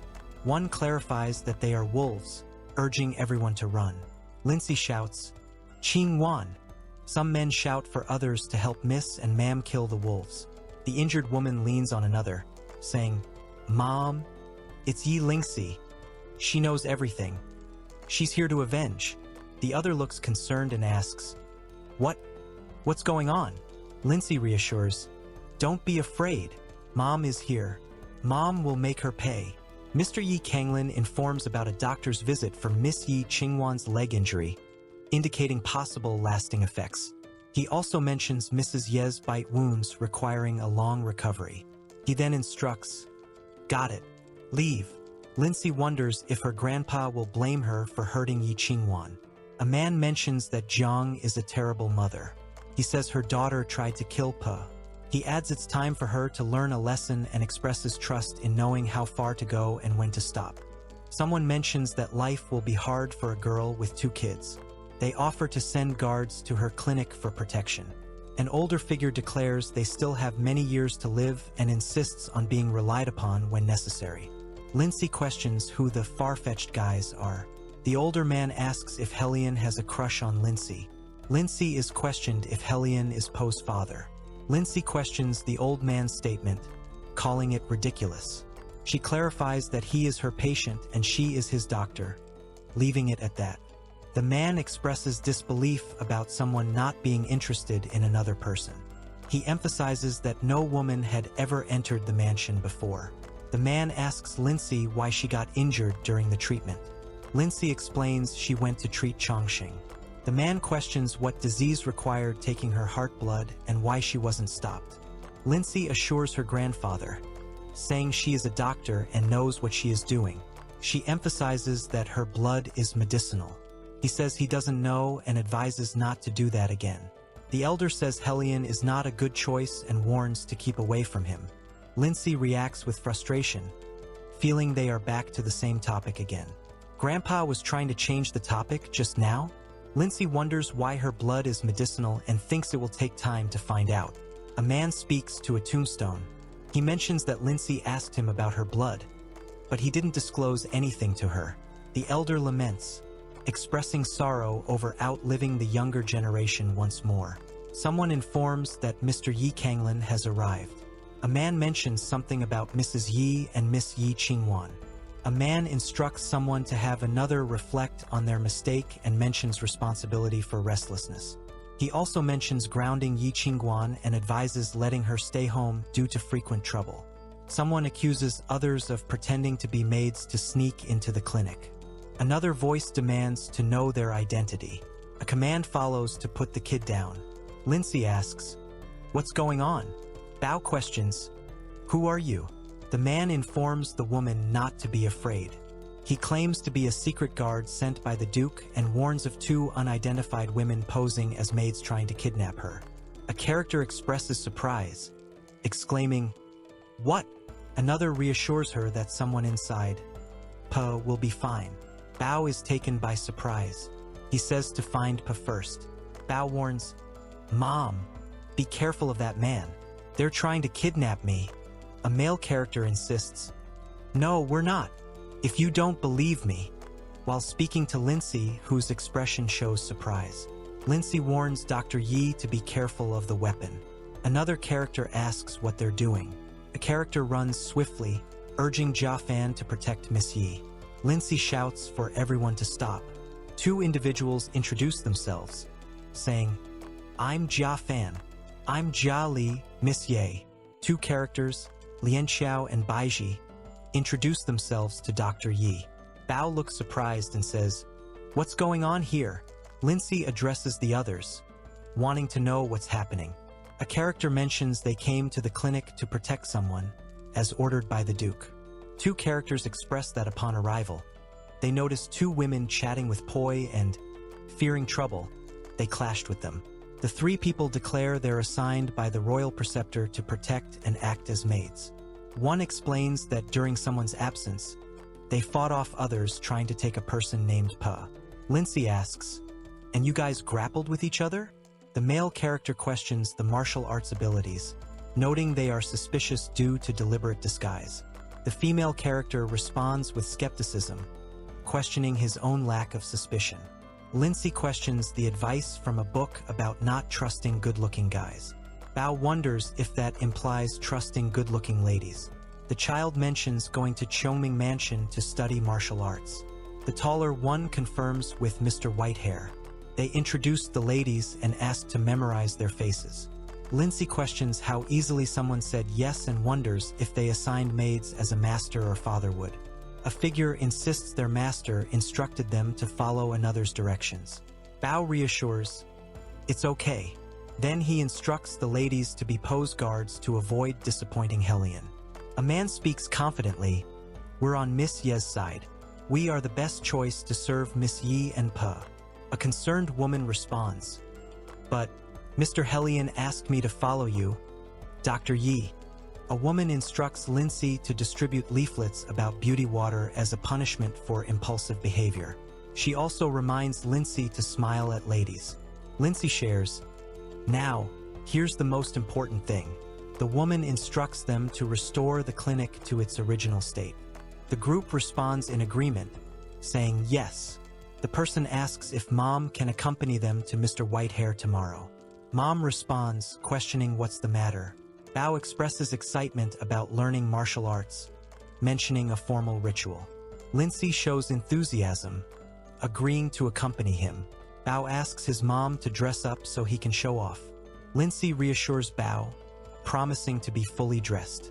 Bao announces excitedly that he will prepare for it too, as per the deal with his mom. Bao wonders aloud about what the little boy has been thinking all day.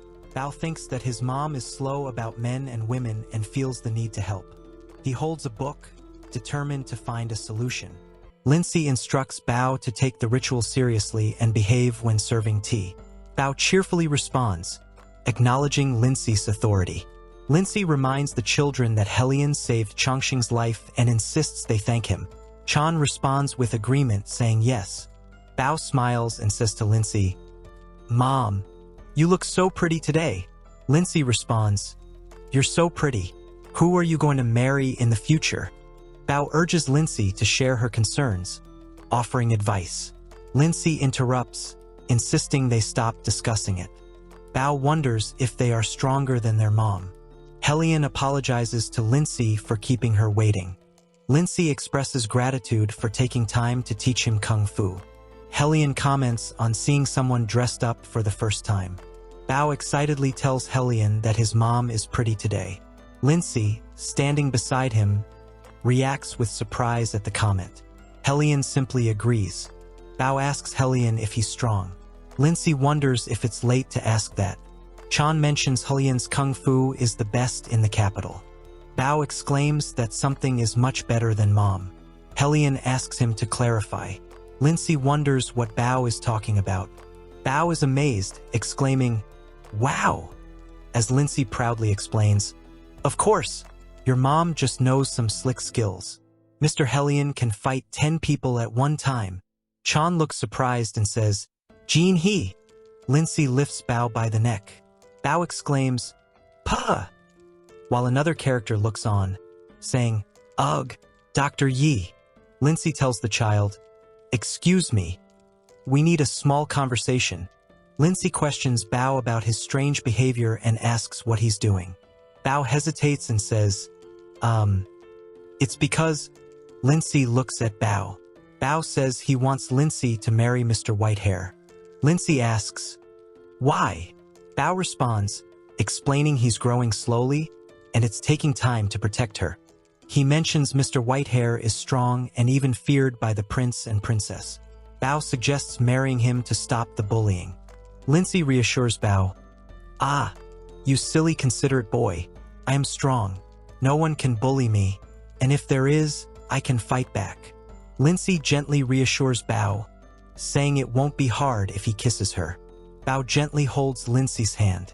Lindsay cautions Bao about conditions in a relationship and urges not to repeat past mistakes. Bao quietly agrees and encourages moving forward together. Helion reflects on how being strong isn't sufficient. Helion asks if thanks were given to him. Chan responds affirmatively. Bao announces that the tea is ready, suggesting they can start the ritual. Chan acknowledges with a simple okay, but presents tea and vows to Helion, promising to diligently study Kung Fu and respect both Helion and his mother. Bao realizes he forgot to teach someone the speech. Lindsay notes that now it's like he's taking him as his father. Helion encourages Bao to get up. Chan tells Chongqing it's his turn. Chan expresses surprise. Me, Bao excitedly announces. Chongqing, Mr. Helion accepts you as his disciple too. Awesome. Lindsay encourages. Go. Chan questions if it's a good idea, expressing feelings of insignificance. Helion speaks about the equality of all births, dismissing nobility as snobbery. He reassures another by saying, to me, you're the same as Po. Bao kneels and declares, Sir, from now on, I'll be your disciple. Chan stands nearby, observing the scene. Helion reminds that martial arts are meant to stop fighting and protect important ones, not to kill. Helion instructs Jin He to teach them the firm stance for a foundation. He mentions needing to discuss something with Dr. Yi. Bao is surprised and asks if his mom and Helion are the single man and woman mentioned in the book. Helion hands something to Lindsay. Lindsay expresses interest, examining it closely. Lindsay holds a bracelet, surprised and questioning its presence from her past life. Helion asks if she knows it. Lindsay explains it's a relic of a skilled doctor with a mechanism inside. She consulted craftsmen but found nothing, so she shows it to Helion. Lindsay then asks him to give her his hand. Lindsay shows Helion a wire. Helion asks, what is it? Lindsay explains, feel pulse with wire. Lindsay asks Helion where he got the item. Helion explains it was found near the relics of the magic medicine sect, speculating it's linked to Lu Jiren, the founder. Lindsay questions, who? Lu Jiren? Helion confirms, yes. Lindsay expresses anger. She discovers the sect's name was changed to the magic medicine sect. Lindsay shares information about a man who cured a disease and saved many lives, calling himself the benevolent doctor. Helion expresses disbelief and anger, questioning how he can be called benevolent while having a dark past involving deceit and destruction. Helion remarks that someone seems to know exactly what happened hundreds of years ago. Lindsay responds with, Lindsay explains to Helion about the origins of the magic medicine sect, mentioning that her master is a disciple and escaped danger. Helion requests Lindsay to accompany him to the Bailu Mountains due to her connection with the holy medicine sect. He mentions the Emperor's orders to find something after an earthquake and plans to depart in a few days. Lindsay expresses concern, questioning Helion about the importance of what he's searching for despite his weak condition. Lindsay talks about the magic medicine canon. She complains about Lu Jiren shamelessly changing everything. Helion says, ahem, and mentions the holy medicine canon records. The Emperor insists on finding the book. Lindsay questions the other person's belief in a rumor about the holy medicine sect. Helion responds, saying it's the Emperor's order. Helion cautions about the dangers ahead, mentioning toxins and a book. Lindsay insists, reminding him of a past favor. Helion speaks about remembering the sect's importance and his need to take something. He asks if it's possible to pretend he takes nothing. Lindsay assures him to take whatever he wishes and inform her about it. Lindsay and Hellion make an agreement. Lindsay decides to pack her luggage to leave as soon as possible. A character is unsure about finding medicine to detoxify Chongqing. However, there's news about the Holy Medicine Sect, and it will soon be available. Lindsay arrives and asks, "What are you doing here?" Chan responds, "Master?" While Bao smiles and laughs, Bao attempts to persuade Lindsay, stating that feelings can develop slowly. He calls her mom and urges her to come on. Lindsay scolds Bao for being useless and escaping from training to peek outside. Bao mumbles in response. Lindsay tells Bao that there is good news and she won't punish him this time, but warns not to repeat the mistake. Lindsay suggests traveling far away to detoxify Chongqing. Chan agrees with excitement. Bao expresses enthusiasm about going home and packing their bags. Bao wonders if he forgot something, but decides it doesn't matter. Lindsay wonders aloud about the absence of others, questioning their whereabouts after they left to use the facilities. Rain pours heavily as Chan and Bao stand next to a carriage on the street. Hellion apologizes for setting off too hastily. Chan listens while Bao seems to be resting nearby. Lindsay sits beside Bao, paying attention to Hellion. Lindsay reassures someone, appreciating their preparation and mentioning that Per and Chongqing want to accompany her. She apologizes for any inconvenience. Hellion welcomes Chan, acknowledging his disciples. He advises Bao to work hard but cautions against reading on the road. Bao is determined. He says they must create more opportunities for his mother and master to be alone during the trip. Hellion tells Chan, "I see. Then I'll leave you alone." Chan, concerned, warns, "Where are you going?" It's rainy outside. Bao feels upset that Chongqing left too quickly without him. Lindsay and Hellion sit together at a table. Bao pretends to be asleep, thinking he should keep pretending to avoid breaking the atmosphere. A character offers a green bangle, saying, "Oh, Dr. Yi, take this please." The other inquires, "What is it?"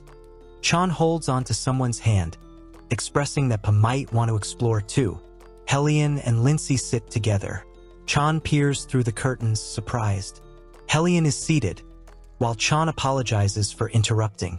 Chongqing asks him to wait. Lindsay questions why they are running.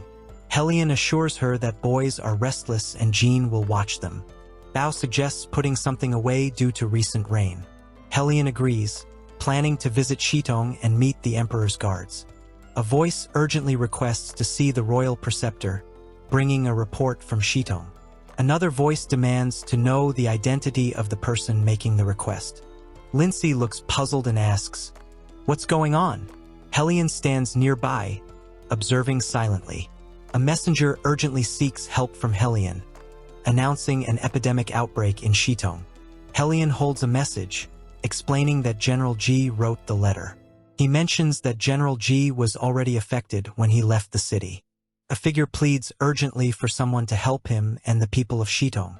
Hellion stands nearby, observing the situation. Lindsay questions, "General Ji?" Hellion responds while reading a document. Lindsay exclaims, "The person sent to Shitong is Ji Linyuan?" Hellion confirms, "Yes." Hellion asks to see the letter. Chan responds affirmatively. Lindsay suggests letting the soldier rest. Hellion comments that something is strange. Hellion asks if Dr. Yi found anything. Hellion suggests, "Yes, let's talk in the carriage." Meanwhile, Chan mentions, they didn't notice the epidemic in time. It's spreading fast. Lindsay explains the symptoms: fever, headache, red eyes, clouded consciousness, abscesses, and a cough. She mentions the death rate is extremely high and how all infected people died within 7 days. Hellion informs that Shitong is running out of medicinal herbs and they need to get more. Hellion asks if strange meant what was happening. The other character replies with no. Lindsay thinks, "I think I've seen the disease before." Hellion notes that Lindsay is the daughter of a duke and ponders when she encountered the disease. He reflects that there are more mysteries about her. Lindsay decides to create a list of medicinal herbs. She instructs to have them delivered to Shitong promptly. She also plans to develop a treatment protocol once she arrives. Lindsay decides to go to Shitong first. Bao expresses his intention to travel light, emphasizing the importance of saving time and lives by developing a prescription earlier. He requests someone to take care of the medicinal herbs in his absence. Hellion insists, "I'm going with you." Lindsay questions, "What are you talking about? You're aware of your physical condition. You can't stand the rain." Hellion expresses confidence in understanding his condition, assuring that he can ease the situation for someone.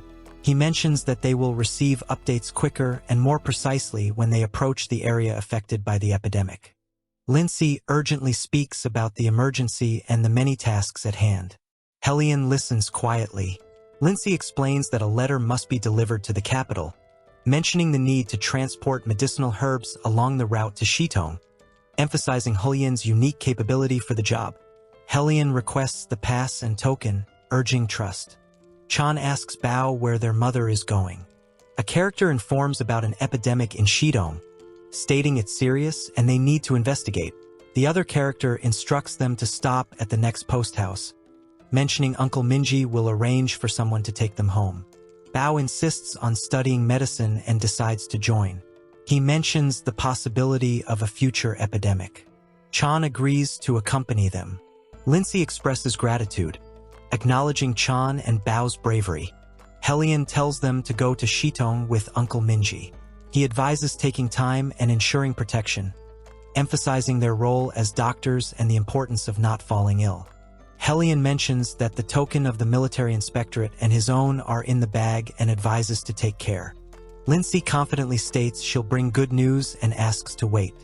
The writer urges Lindsay to hang in there, stating they have questions. Hellion asks if Dr. Jian is in a hurry because General Ji is in Shitong. Hellion asserts, "She's a real doctor." He warns, "What you just said was an insult to her. Don't say it again." Bao replies, I won't, sir." Hellion instructs to get the letter in his carriage. Hellion urges, "Let's get back on the road." Bao and Chan seem to follow his lead. Lindsay arrives and expresses relief about her 2-day journey, saying she has finally arrived.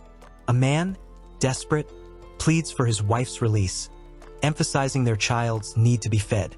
Lindsay expresses concern about the governor's actions, questioning if they're endangering everyone in the city. Hellion notes the situation is chaotic. Lindsay introduces herself as a doctor sent by a senior official and expresses her need to get into the city. Lindsay insists, "You can't." The guard informs that Shitong is in lockdown and entry or exit is restricted, regardless of tokens. Lindsay demands to speak to the supervisor, expressing frustration. The guard informs Lindsay that Mr. Fong is busy patrolling the city and has no time for her. Someone insists, "He has to find time for this young lady. Bring him here now." She sees Hellion and exclaims, surprised, "Hellion Minji?" The guard questions Lindsay and Hellion, asking, "Who are you?" One person demands everyone to open their eyes wide, emphasizing that he is Hellion. Mr. Hellion is greeted warmly. The speaker apologizes for the guard's offensive behavior due to not recognizing him. A voice commands someone to kneel and beg for mercy as the person is identified as the royal preceptor. Hellion asks, "Where's the governor?" Someone instructs another to get in the tent and take a break. They offer to bring Mr. Fong right away. Hellion expresses concern about the guard's rudeness and questions the supervisor's behavior. He asks how Bao arrived so quickly and about the others' whereabouts. Bao explains he came after finishing some tasks and warns Hellion about the severity of the situation, implying it might be dangerous alone. Hellion insists, "Let go of me. I'm not sick." Lindsay insists she didn't go near Prince Linyuan and couldn't have been infected. Guards restrain her while she protests her innocence. She insists that she'll kill him immediately if he's taken back. Lindsay commands the soldiers, "Stop there." Guards restrain Lindsay, warning others to stay away because she's infected. Lindsay demands to know what Chan just said, urging her to repeat it. "Let go of me. Who are you?" Hellion questions forcefully. Helion tells Lindsay to calm down and suggests finding out what happened first. A guard tells Chan, "You must be crazy, young lady." Chan is on the ground, reacting to the statement. Helion stands nearby, watching the situation unfold. Bao wonders what's going on over there. A young man introduces himself to Helion, saying, "I'm Feng Yu, son of Feng Shihai, governor of Shitong." Bao questions why Chan is there instead of taking care of Prince Linyuan. Chan appears surprised by the confrontation. Lindsay questions Bao, pointing out that Bao didn't know she came out of the city. Bao mentions that none of the servants in his house left the city. He adds that his mother instructed them to maintain order and help the patients there. Lindsay threatens Helion, warning him about lying. One character speaks firmly, "Okay, I'll tell you the truth." Lindsay observes that Prince Linyuan never allows maids into his chambers. She thought placing his meals outside the door would suffice. Bao expresses concern about an illness worsening and fears about infection. Lindsay pleads to be let go, lamenting the misery caused by Prince Linyuan. Lindsay, with urgency, warns, "You don't want to die, neither does him," and delivers a slap. Lindsay accuses someone of leaving without explanation. She reminds them that someone is a patient and questions if they've considered the patient's fate. She recalls a statement about killing him and expresses that she got sick because of the situation. Lindsay questions, "Ask yourself this question. Would you have had the opportunity to run if he hadn't told you to keep a distance from him?" A woman angrily accuses another of being ungrateful and cold-blooded, declaring she won't feel sorry if she dies. The other responds with a shocked outcry. Helion assures that they will handle Yuju properly. Lindsay insists that it won't be necessary, stating she'll go into the city and take care of it herself. Chan expresses concern. "You want to get in the city? You won't be able to come out." Helion reminds Lindsay about his duty to be there for the patients. Helion asks about the current state of the city. The epidemic spreads fast. A man explains that Shitong has a population of around 3,400, with less than 500 people finding shelter outside the city. He pleads to Helion, asking for help to save the lives of the remaining people. Lindsay asks if there are any doctors who dealt with the epidemic in the shelter. The speaker requests additional information about the epidemic to prepare a prescription. Another speaker agrees and advises rest in the tent. Lindsay mentions there's no rush to get into the city. Lindsay tells Helion she knows and is making preparations. Helion asks Lindsay to stick out her hand. Bao expresses concern about Helion's health, questioning his decision to travel in the rain. Helion assures Bao that he can be more helpful to him there, but warns it will be difficult for him to leave. Lindsay expresses her confidence in being able to come out and explains her decision to get into the city. Lindsay advises someone to acquire medicinal herbs and supplies urgently.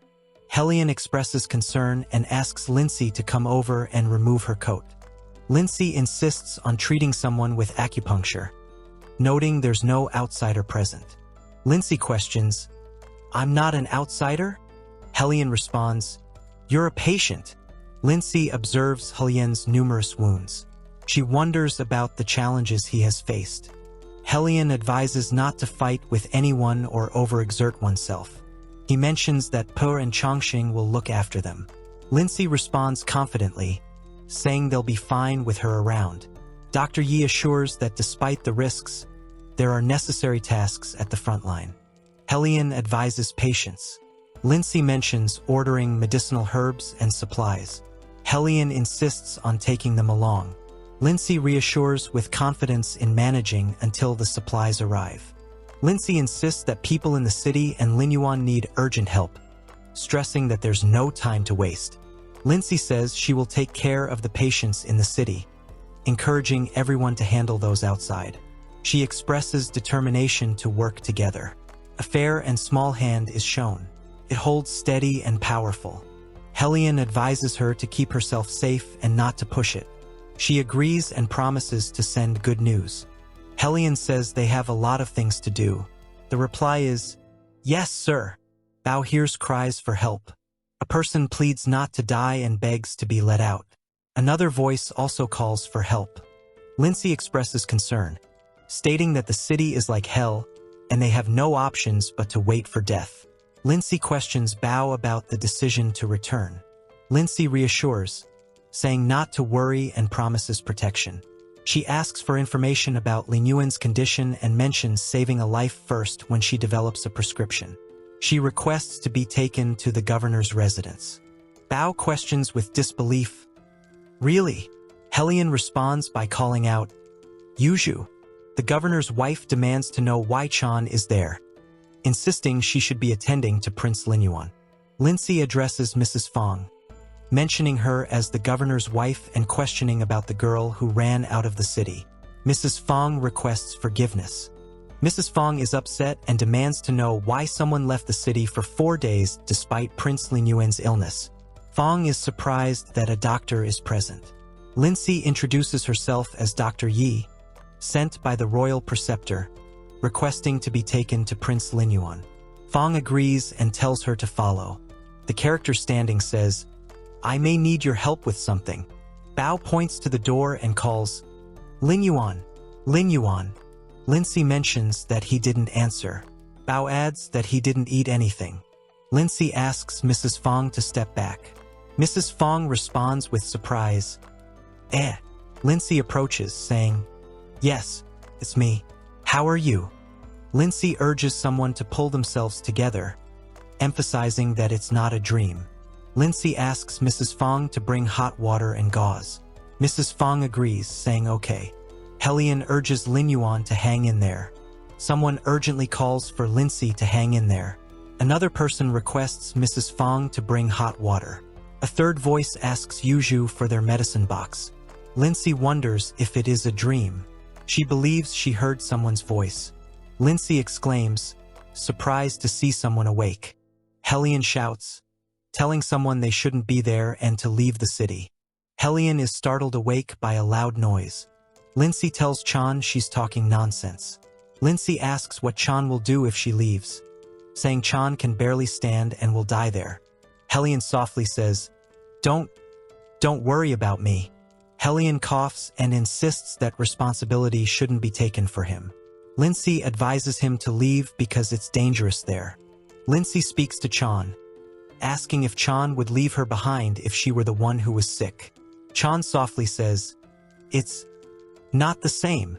Lindsay tells Chan that they cannot watch each other die, emphasizing the simplicity of the situation. Lindsay tells Helian, Stop it. I saved your life. I call the shots now. Helian says he can't persuade Bao to leave.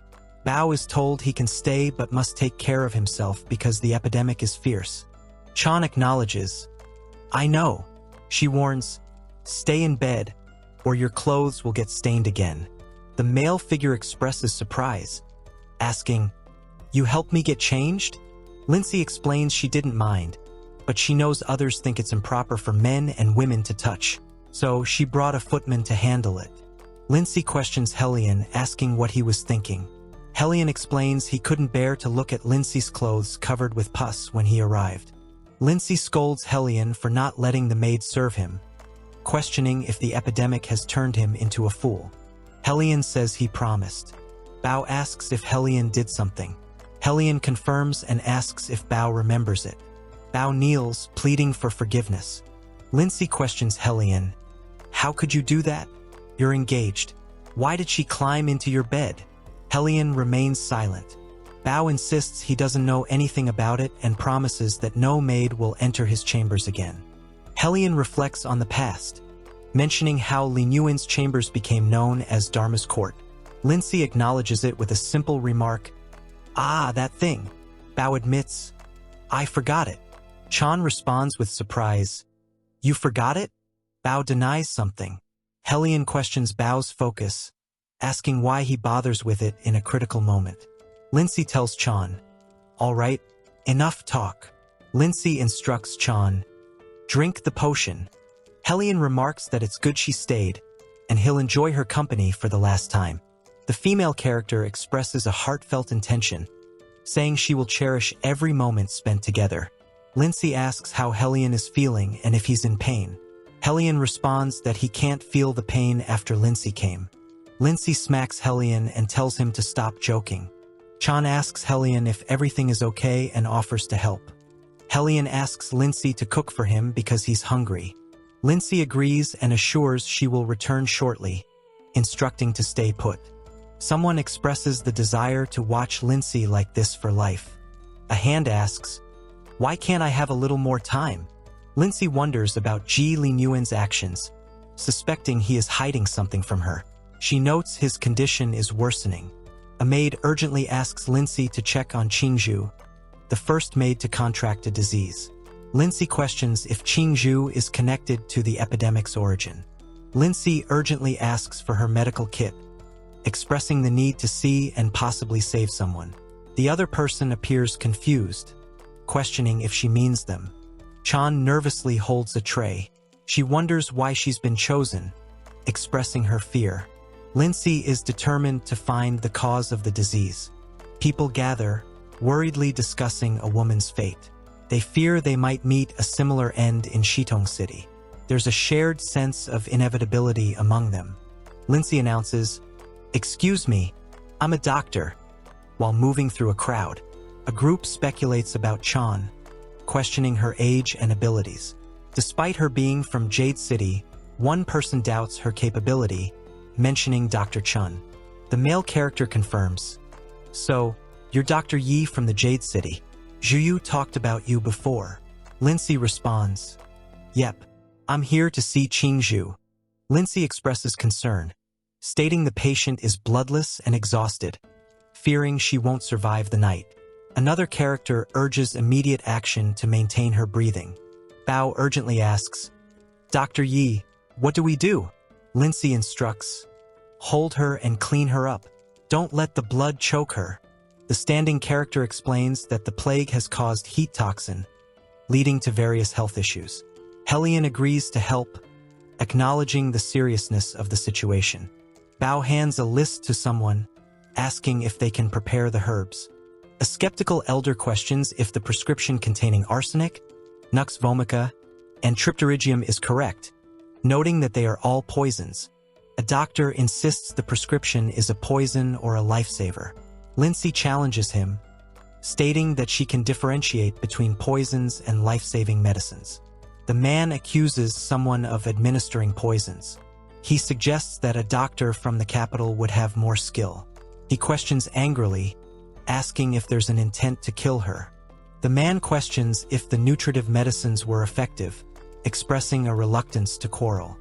He requests the herbs from the list, stating he would seek others if refused. The woman firmly responds that even if she could supply them, she would not allow anyone to be harmed by the prescription. Lindsay demands the prescription. She insists Qingzhu's life is her responsibility and vows to take full responsibility if anything happens. "How come you take any responsibility after she dies?" he demands, expressing his frustration. A group gathers, whispering about a doctor from the capital wanting to poison Qingzhu.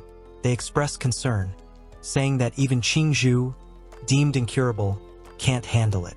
The man angrily questions Lindsay, "Can you bring a dead person back to us?" Lindsay shouts back, "Hey!" Lindsay questions the people nearby, asking why they are discussing poison. Bao arrives with the medical kit. Lindsay acknowledges him, referring to him with gratitude for bringing the kit. The man expresses concern that most of the herbs are poisons. He mentions a doctor from the capital as a potential help but remarks on the unexpected evil nature of someone. Lindsay speaks determinedly about giving a prescription to save people. She mentions not knowing how to treat the infectious disease but is committed to keeping Qingzhu alive today. Lindsay is willing to try anything to save her. Lindsay hands over a prescription and advises immediate preparation and boiling of herbs. Lindsay instructs Zhuyu to remove unrelated males from the room for Qingzhu's acupuncture. Zhuyu acknowledges with a yes. Meanwhile, someone in the background calls out, "Hey!" An older man accuses a woman, calling her evil and expressing shame. Lindsay talks about an evil woman doing acupuncture for Qingzhu so she can take the medicine. Lindsay questions whether, as a venerable doctor, he intends to stay and see the girl naked to the waist. Bao asks someone to prepare the medicine. The other person hesitates, addressing Bao respectfully. Lindsay insists they must try, acknowledging the other person's fatigue and suggesting a break. A man acknowledges someone as the boss and expresses willingness to wait outside. He hints at potential trouble ahead. Lindsay instructs someone to bring hot water and clean gauze to clean the pus on a woman's back. The assistant responds with, "Yes." Lindsay hands Dr. Yi a tray with medicine, saying, "Here's the medicine." Lindsay hands a bowl to Helian, expressing gratitude. Helian, holding another person, acknowledges her belief in Lindsay and criticizes Dr. Chun, expressing hope in Lindsay's ability to save the person. He assures that her pulse is much more stable, but she still needs more rest. Lindsay thanks Dr. Yi and asks him to come with her and clean up. Two women express gratitude to the doctor, while Lindsay reassures them. Qingzhu is fine for the time being. Don't worry. A man is surprised and exclaims disbelief that the girl is alive. Someone questions how a poisonous prescription can save her life. There is disbelief among the individuals present. Lindsay tells someone to check it out themselves. The older man reflects on his actions, realizing he's been harming others. The person lying down seems to be unconscious or not responding. Lindsay questions someone, asking if they now believe her. The other person admits they thought she had left.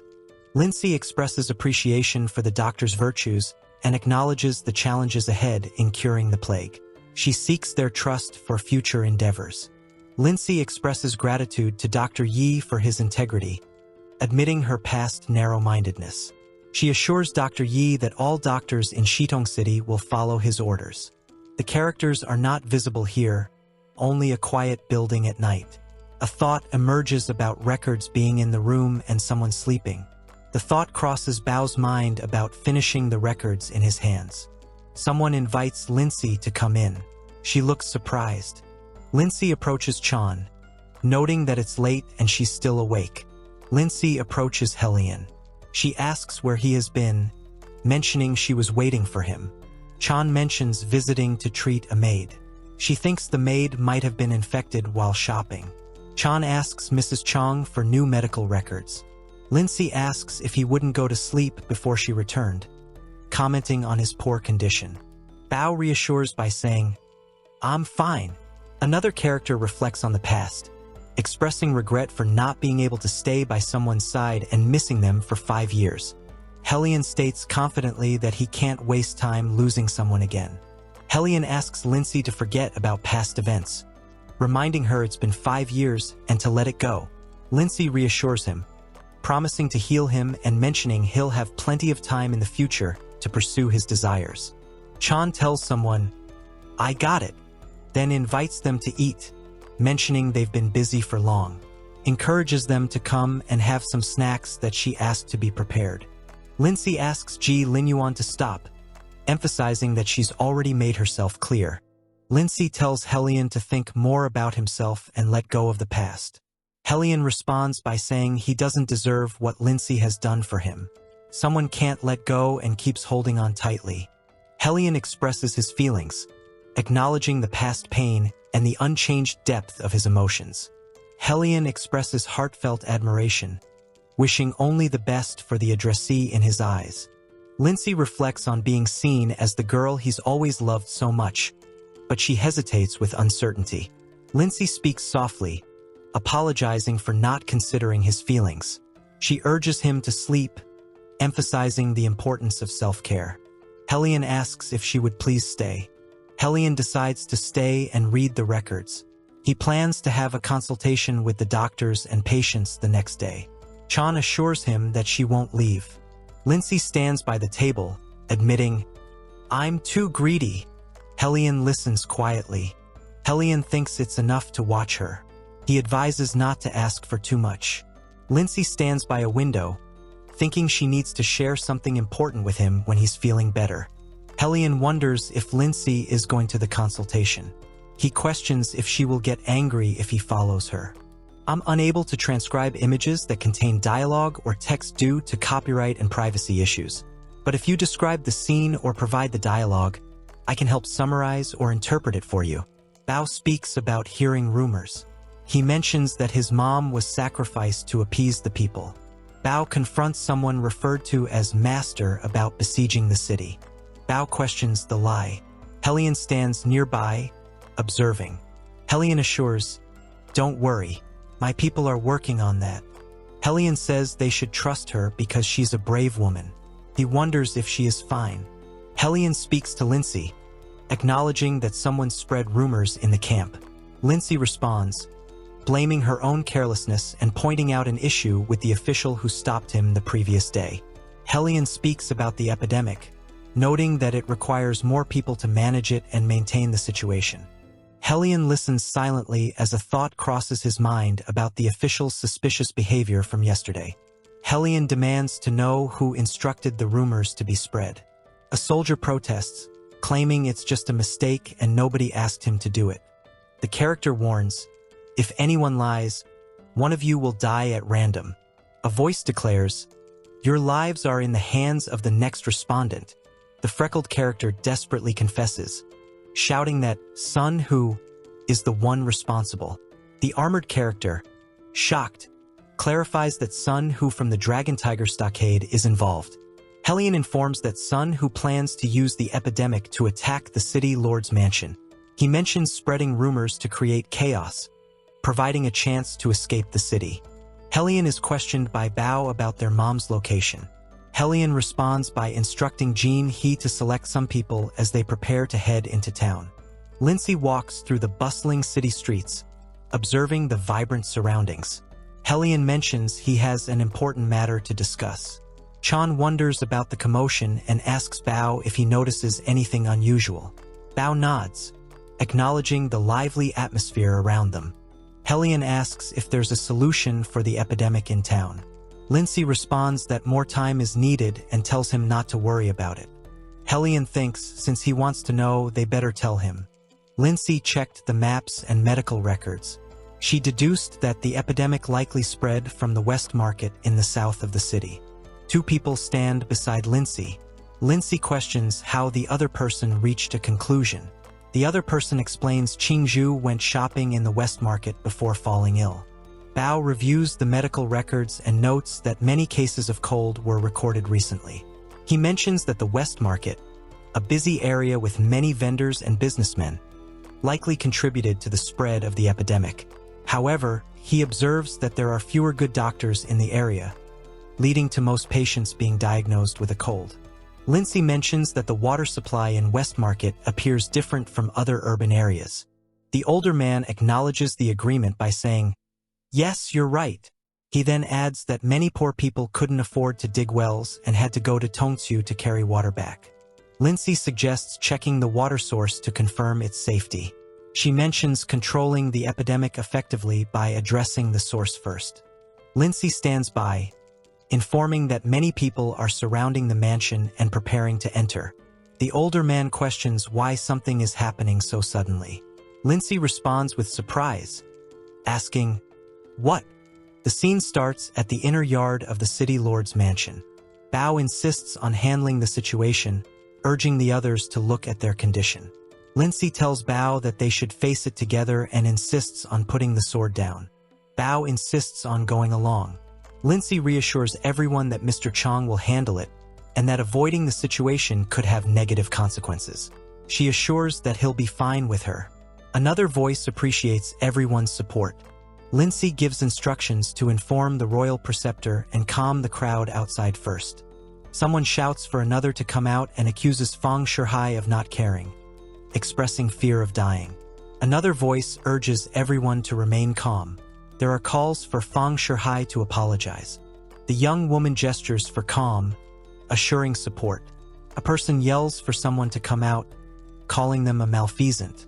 Another shouts, asking what is happening. There is a sense of disorder. The people express frustration about the lack of food and medicine.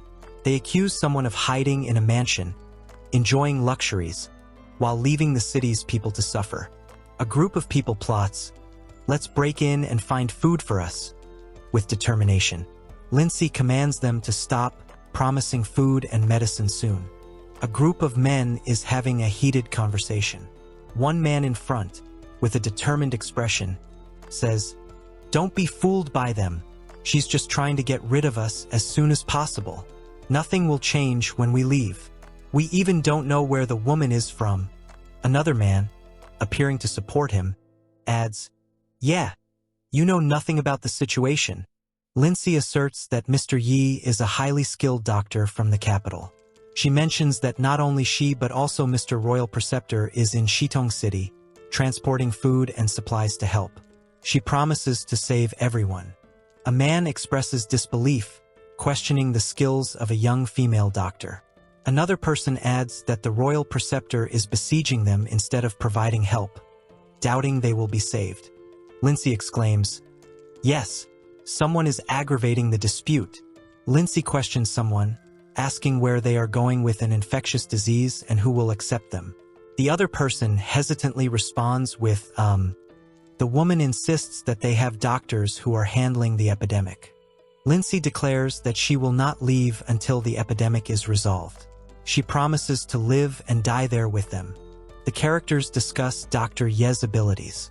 One expresses gratitude, saying Dr. Yi saved a maid who had been sick. Another believes that Dr. Yi will find a way to save everyone. A third person questions Dr. Ye's capabilities, asking if she's truly amazing. Bao expresses frustration, exclaiming a curse.